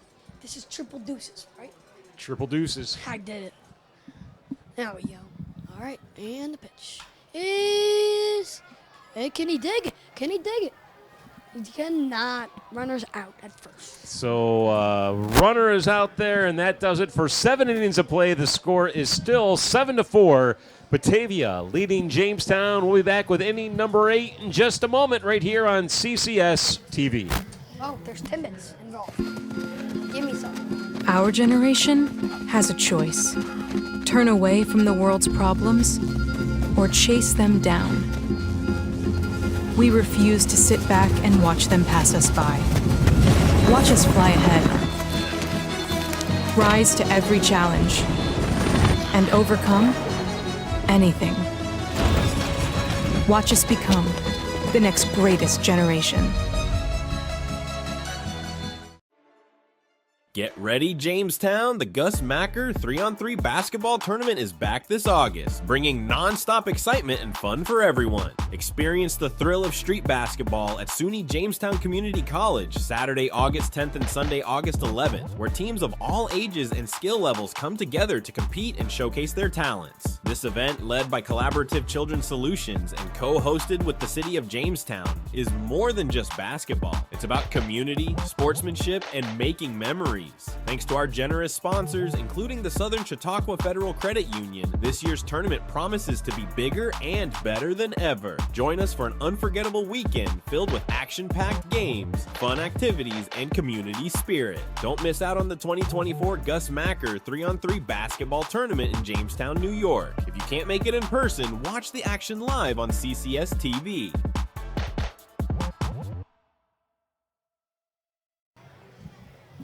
Welcome back to Tarp Skunks Baseball. This is CCS Sports, and the score is still 7-4 in the top of the 8th. Top of the 8th inning, score still 7-4, and we've got Justin Espinal stepping up to the plate for the Batavia Muckdogs. He's having a so-so game. I believe he's 2 for 3 on the night. Here's a pitch on the outside for a ball, making the count 1-0. Pitcher is Cooper Kiefer is still in. Doing pretty well for himself, I believe. Connor Kiefer. I said Cooper. My apologies. You must know a Cooper. No, I don't actually. I don't know if you would believe me there, but I do not know a pitcher. Cooper. All the same, here comes the delivery. 1-1 count. And the pitch is ground ball to short, which is out at first. So ground out there to start the top of the 8th inning. He is labeled as a pitcher. He's played 2 games, 3 now. And let's see his ERA. I'm ready for this. And we've got number 12, TJ Morris, stepping up to the plate. His ERA is 9 even. Hey, TJ, I believe, is 2 for 3, 2 singles, and he did something when I stepped away from the booth, so I don't know what he did back in the 4th inning, but he did get on base. So it was a 1-2-3 inning. Yes, it was. One of them popped out to center. The other one popped out. I forgot. I saw that one. You saw that one. And then the one in the middle. I don't know. I don't know if that was this one or the other one. I'm trying here. Trying my best. We're seeing a few foul balls coming back in our direction up here. 1 and 2 is the count. I've almost been there. We almost had one come into the press box up here. I ducked for my life because why not? But anyways, Kiefer with a strikeout. Look at that. The outfielder for the Skunks getting a K. That's his third. This is his 3rd game played. I didn't know. Hey, but I mean, like I said, good to watch. Number 17 stepping up to the plate. This is a new batter for 17. Let's check him out. 17 for the Muckdogs. Is a pitcher, Bryson Berry. No, that's number 12. I'm sorry. Did I say 17? Yeah. He's safe. He was out, but we dropped the ball. That was TJ Morris. It looked like a 7 from where I was sitting, but it was a 12. It did. And he reached base safely on an error. So 2 outs here. And a runner at first. Yep. The Muckdogs and that leading brings up by 3 runs. 0-0. Double lot. Caleb Walker. Caleb Walker is 1 for 2 on the night. He also walked back in the 2nd inning. I guess if your name's Walker, you better walk. Got a runner going way over the head of the second baseman, and that will allow the runner to advance all the way to 3rd base. Just messy right there. Messy. That was messy. It wasn't. Yeah, a little bit of a high throw by Juwan there. He had a little too much mustard on it. Went over the head of the shortstop who was covering 2nd base, and it allowed the runner to advance now to 3rd. But there are 2 outs here, and Jamestown can still get out of this inning unscathed without allowing any more damage to be done. Hopefully. Here comes the pitch from Kiefer. Low and inside for a ball. Upper back. Here's the pitch by Kiefer. Inside again for a ball.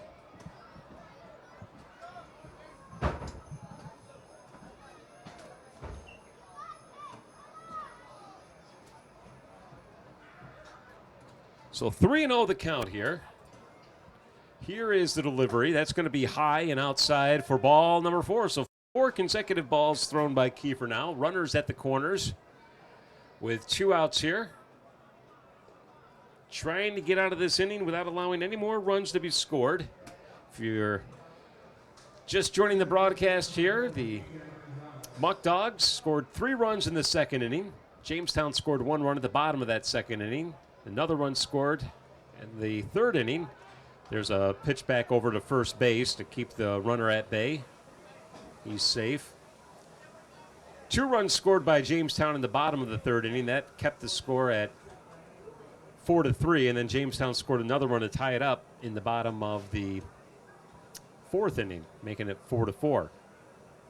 Since then, Batavia has scored 3 runs, and it is now 7-4. The Muckdogs leading the Tarp Skunks. The count is now 0-1. Runners at the corners. Here's the pitch. That's going to be hit on up to shortstop. Fires it over to first base in time for the final out. So no damage done and no runs scored. And we're heading to the bottom of the 8th inning. The score is still 7-4. Batavia leading Jamestown. More baseball in a moment on CCS-TV.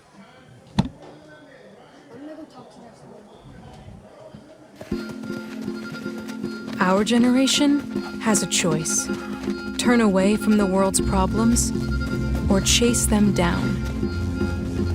We refuse to sit back and watch them pass us by. Watch us fly ahead.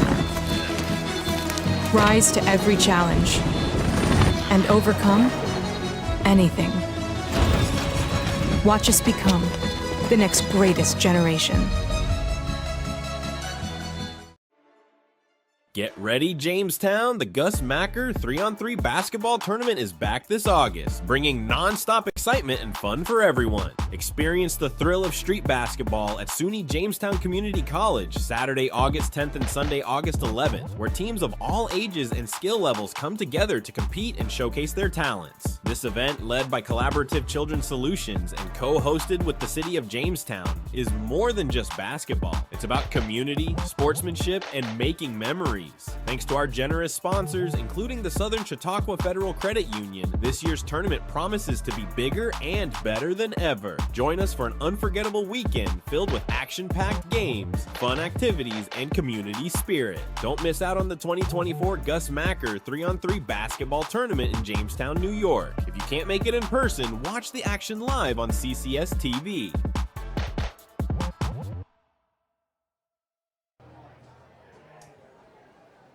And welcome back to Dietrich Park, heading to the bottom of the 8th inning here with Jamestown trailing by 3 runs. They've got 6 outs to try to make a go at it and rally and come back to at least tie it up. And it all begins with number 10, the left fielder, Kobe Jones, stepping up to the plate to lead off for the Skunks, batting left-handed here. And Mike Pedraza still on the mound for the Muckdogs. This is his 3rd inning of work. Here is a pitch, high and outside for a ball. 1-0 the count. Jason Sample along with Aaron Enquist, who stepped away for a moment, but she'll be coming back. In the meantime, here comes the 1-0 pitch. Swung on and miss. Counts now 1-1. Colby Jones is 2 for 3 on the night. Double in the second, single in the third, and a fielder's choice back in the 5th. Here comes the delivery from Pedraza. And that is a ball hit hard into center field, but running up and making the grab is the center fielder for the Muckdogs. A nice job on defense out there all game long, including on that hit. And that is one away with the fly out by Jones, and now Zachary Corus. He's one for 2, right? Corus is actually 2 for 3. My. He drove the one out that he made was a fly out to deep right field back in the 2nd inning, and that ball carried quite a ways. I want to see him take it out. I feel like he can do it. I like this guy. I think he's a pretty solid hitter, that's for sure. That was a dog. Anyways, the One pitch out here. is outside for ball one.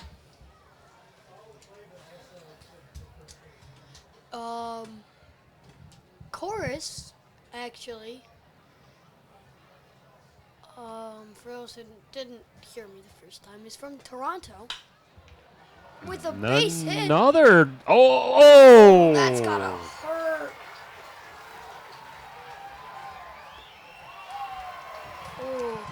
Nice effort by the left fielder there, but he just couldn't get there in time. I think he ran a little too much into it, and it actually ricocheted off the ground and into his face.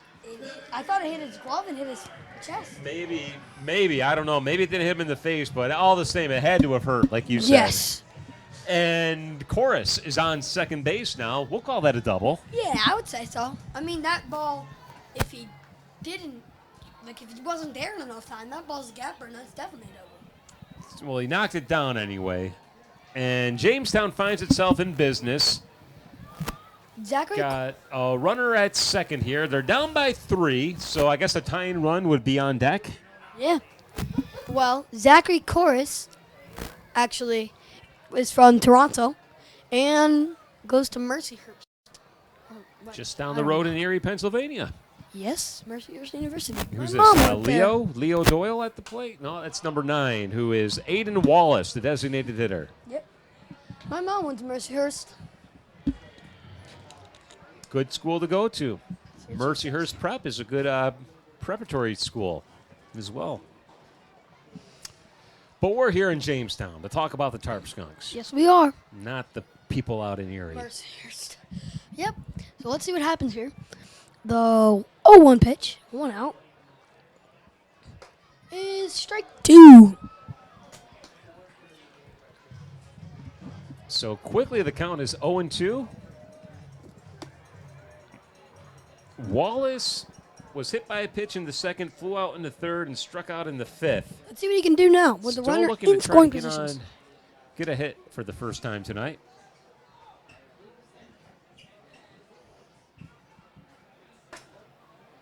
That makes it out 1-2. 1 out.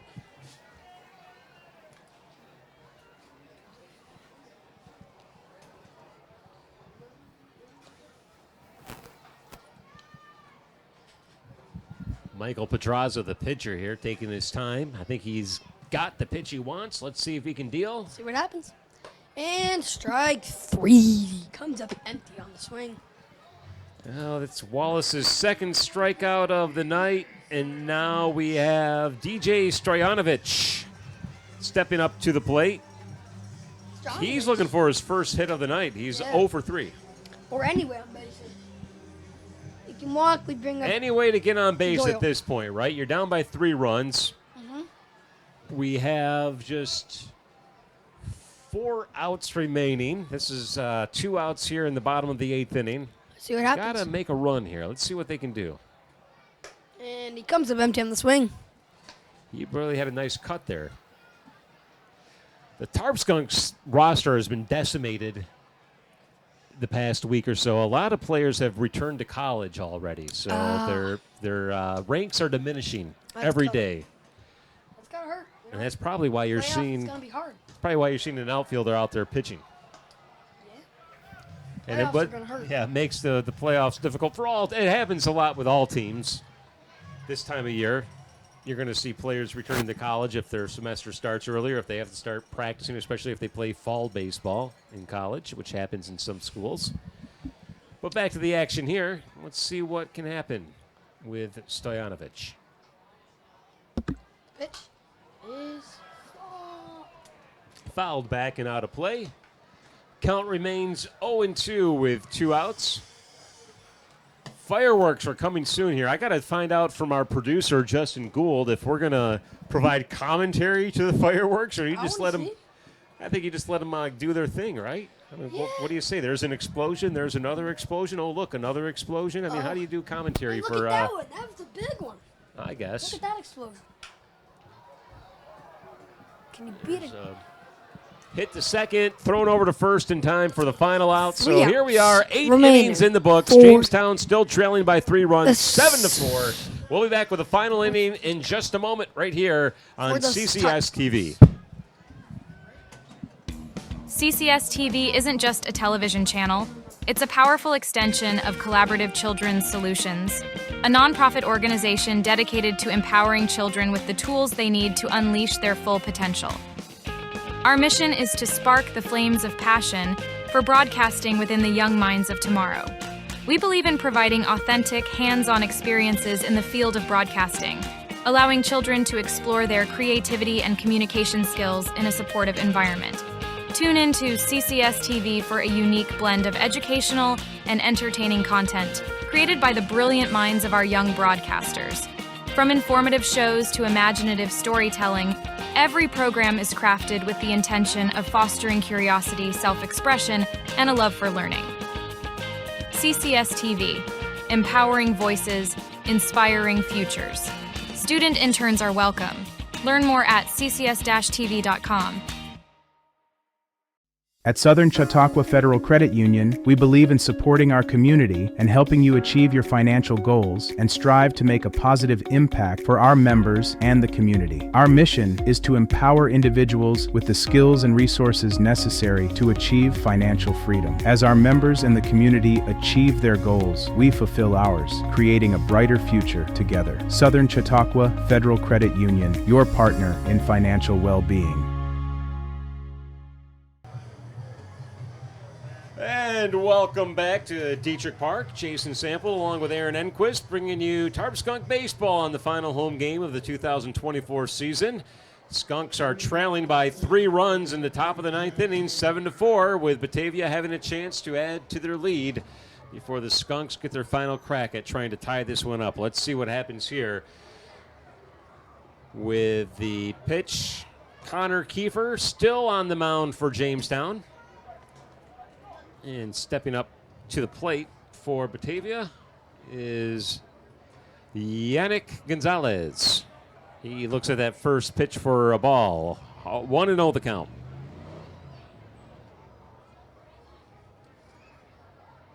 Swing and a miss by Gonzalez. My apologies, it's number 3 at the plate.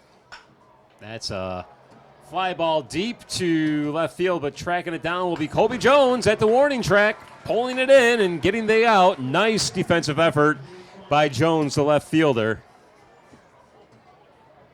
And now stepping up to the plate is going to be Jake Butler, number 1. Butler is 2 for 3 on the night. He also walked back in the 3rd inning, had a base hit in the 1st, a base hit in the 7th, and flew out in the 5th inning. 1 out away here, top of the 9th inning. Here's the pitch from Kiefer. That'll be a strike.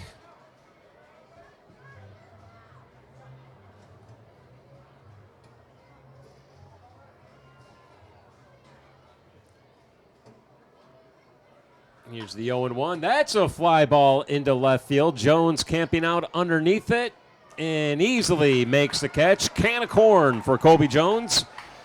2 consecutive outs made by Jones out there in left field, and 2 outs away here. Number 47, Cooper Ramich, stepping up to the plate now. He is 0 for 4 tonight.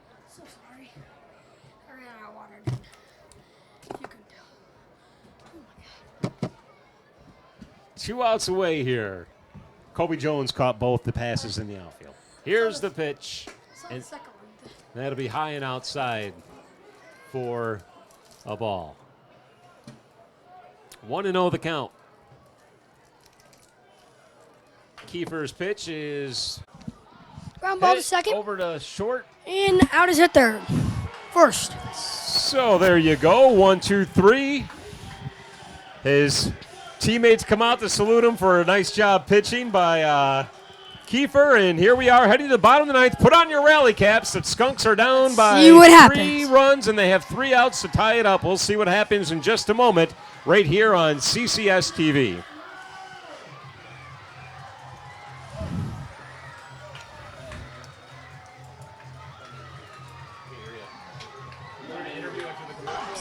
Sending it down to you. I'm here with Lucy. Lucy, what's your favorite part about a baseball game? Probably my friends and like sitting and watching. That's awesome. I love that. What's your favorite thing to eat at baseball games? Cotton candy. I love that. What's your favorite flavor of cotton candy? Blue raspberry. Awesome. Back to you.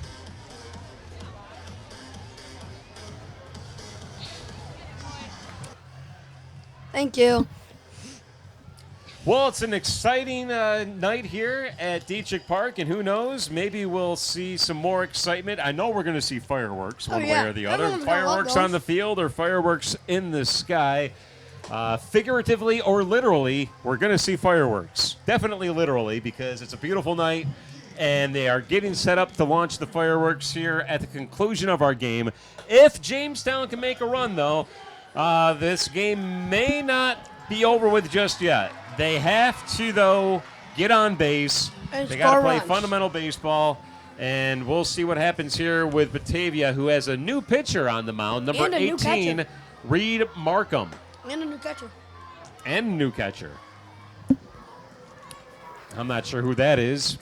Can't see the number from up here, but I do know that it's number 18 on the mound. Reed Markham is from London, Jeez. Kentucky. Oh, I hate you.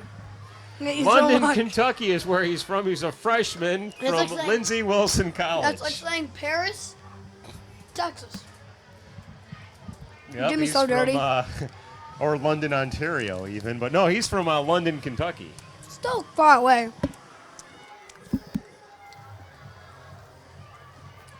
And stepping up to the plate for the Tarp Skunks is going to be number 48, Leo Doyle. Yeah. Doyle hoping to start off the Tarp Skunks in their maybe last inning of play. My Aaron Enquist here is playing double duty, I'm eating hungry. a Butterfinger, I'm and hungry. the Butterfingers are great, though. I mean, if you got to have a candy bar, it's going to be a whatchamacallit, then it's going to be a Snickers, then it's going to be a Mars bar, then it's going to be a Mounds bar, then it's going to be a Kit Kat, then it's going to be a Twix, and then it's going to be a Milky Way, and then it's going to be, did I say Snickers yet? And then it'll be Butterfinger. No, Baby Ruth, and then Butterfinger. Here comes the pitch. I'm going to be so fair with you. Half of the things I can't even have. It's out of first. That's one away. He had the right idea there, but just couldn't get to it in time. So 1 out now. 2 outs remaining to try to get 3 runs. And Brandon McLean Banks, bottom of the order, stepping up to the plate here to try to keep something going here for the Skunks. Jason, did you hear me? No, Half man. of those things I cannot have because of my braces. Oh, right. The caramel. Not good. Yeah. I don't know what. Is it the caramel or the peanuts in the... Probably both. Well, I can have this, so it's not peanuts. It's caramel. Erin here is wearing braces, she's saying, so that's why she can't I'm saying. enjoy them. Nice hit by... To start us off with the base hit, Malik Banks. McLean Banks is keeping things going here. Malik. He's done his part, and McLean. he is really having a great night. He's now 3 for 4 on the night. And we're back to the top of the order. Nigel Sebastianelli. He is 1 for 4 on the night. He Let's see got what happens a here. Base hit in the 4th inning. Sebastianelli looking for another hit. Desperate at this point. Tries bunting. He's Doesn't showing work out. bunt here, which interesting. Yeah. I know you want to advance the runner here, but you really got to have a perfect bunt. To get it side with you and him. To get safe on first and at I don't know second he's here. bunting. He's not. Now he's swinging away, and that's going to be fouled back and out of play. Who's their pitcher? 1-1 the count with 1 out here. Bottom of the 9th inning. Rally caps are on. Fans are making some noise. 2 outs remaining for Jamestown to try to get 3 runs and tie this one up. 7-4 the score here. Reed Markham from London, Kentucky. Kentucky. And so he steps off the box and steps back in. Well, see it. What can Nigel do? Here comes the pitch. That'll be outside. Outside. Ow. I took the left butterfinger. You know? What do they say? Bake me a piece of your butterfinger. I don't know. No, it's not. That's kick out. I don't know. 2 and 1 the count, right? Yep. Oh man, it was triple deuces, and I missed it. My deepest apologies. Foul ball careening into the stands, but I don't think anyone was hurt too much. Somebody put their hand in the air, and that may have helped slow the ball down. He's kind of shaking his hand a little bit, but I probably just saved someone's life. Nobody, it could be. Nobody seems to be too hurt, and somebody got a souvenir. That's really what it's all about. Time is called at the mound here, or at the plate, rather. Now we're ready to see the deal. Reed Markham, the pitcher.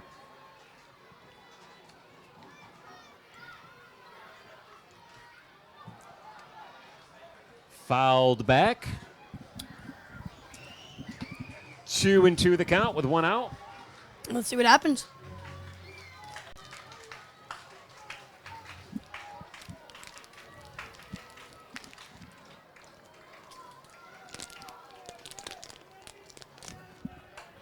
That'll be fouled back and out of play. Again. Staying alive here.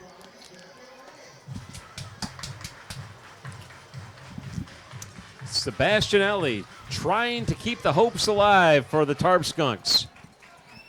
Tarp Skunks will go to the playoffs regardless of what happens tonight, but it would be nice to finally get a win over the Batavia Muckdogs, who have had Jamestown's number the past couple of seasons. Let's see. Swings and a foul ball. And some more Staying BGs alive. for you. Staying alive. I mean, this at bat is probably longer than the fireworks. I'm just kidding. What is happening? I'm just looking at the stands to see how many fans are waiting for the fireworks. There's still a full crowd out there. Are we like doing a wave or something?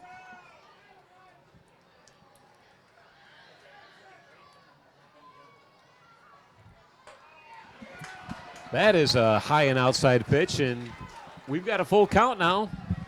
If he the can, final countdown: he can 3, manage to walk. 3, 2, 1. 3 balls, 2 strikes, 2, 1 out. Let's see what happens.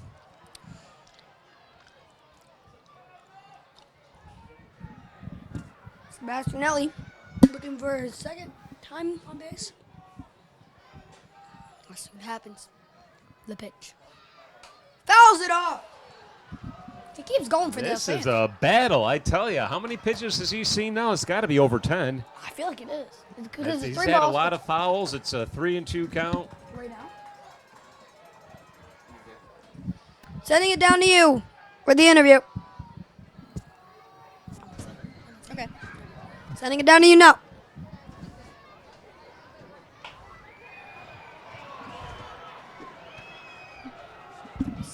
Sending it down to you. I'm here with Colin. Colin, how's the game been going? I think it's been going pretty well. It's fun. And go Skunks. I love the Skunks. They're the best. Amazing. How do you feel about how the game's been going? I've been feeling happy because I'm pretty sure they're winning, so I just want them to win. That's all. Amazing. Thank you so much. Back to you guys.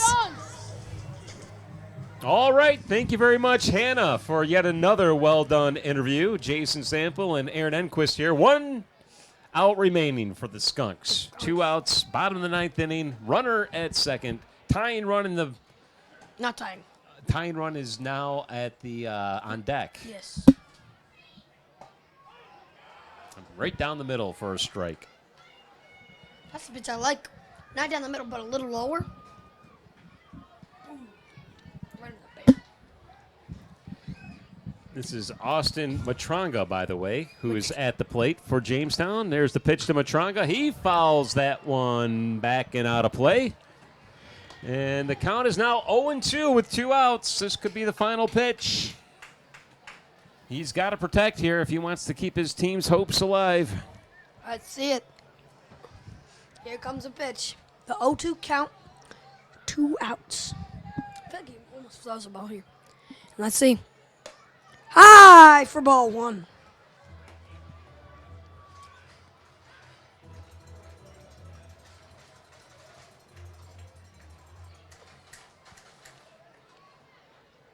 One, two's the count. 2 outs. The pitch. The pitch is pitcher set and the pitch. Ooh, called outside. Just missed the edge of the plate. I think the Muckdogs thought that was going to be strike 3. Everyone started walking in. Triple deuces on the board. Triple deuces. Maybe it's good luck or bad luck. One of the others. And let's see what happens. The 2-2 pitch. And the pitch. Swings! And that ball's hit right to him for 3 outs. So a fly ball to center field for the final out of the ball game, and that will do it. The final Here score comes fireworks. Here is 7-4, with the Muckdogs defeating the Jamestown Tarp Skunks in their final home game of the season. They still have 2 more left. But Aaron, it's been a pleasure doing the game with you. Any final thoughts with this broadcast here? I mean, it was amazing. It was great. Interview. It was great. It's fun. It was nice. Any more interviews down there on the field, or are we wrapped up here? I appreciate it, Thank you. Thank you, Jason. Well, thank you very much, Aaron. You did a super job, and, of course, the Tarp Skunks season is over for the home side of things. They still have 2 more games on the road, and then the Tarp Skunks will be in the playoffs. If they happen to make it all the way to the championship game, there will be more baseball at Dietrich Park, but that's a big if, a huge undertaking, but anything is possible as long as you are in the playoffs. So we'll see what happens with Jamestown for the rest of the season on the road, and then in the playoffs, and who knows, maybe there'll be another game here at Dietrich Park for the postseason championship run in the Perfect Game Collegiate Baseball League. Can't wait to see it. Again, the final score here is 7-4. I know that the gang is going to be covering the fireworks. They're going to continue to broadcast the portion of the post-game festivities, the fireworks celebration, but I think our work is done here, Aaron. Once again, thank you so much. Job well done. We'll do it again next year. Aaron Enquist signing off. Jason Sample signing off again. And here comes the fireworks here at Dietrich Park. Thank you. Are you a middle or high school student passionate about journalism, broadcasting, filming, or editing? Join the CCS-TV Community Club. At CCS-TV, you'll get hands-on experience. Amazing. Me and Gia are here live watching these fireworks, and we're just blown away by their beauty. Gia, do you have a comment? No. Amazing. I am just so mesmerized by these beautiful flashes of color.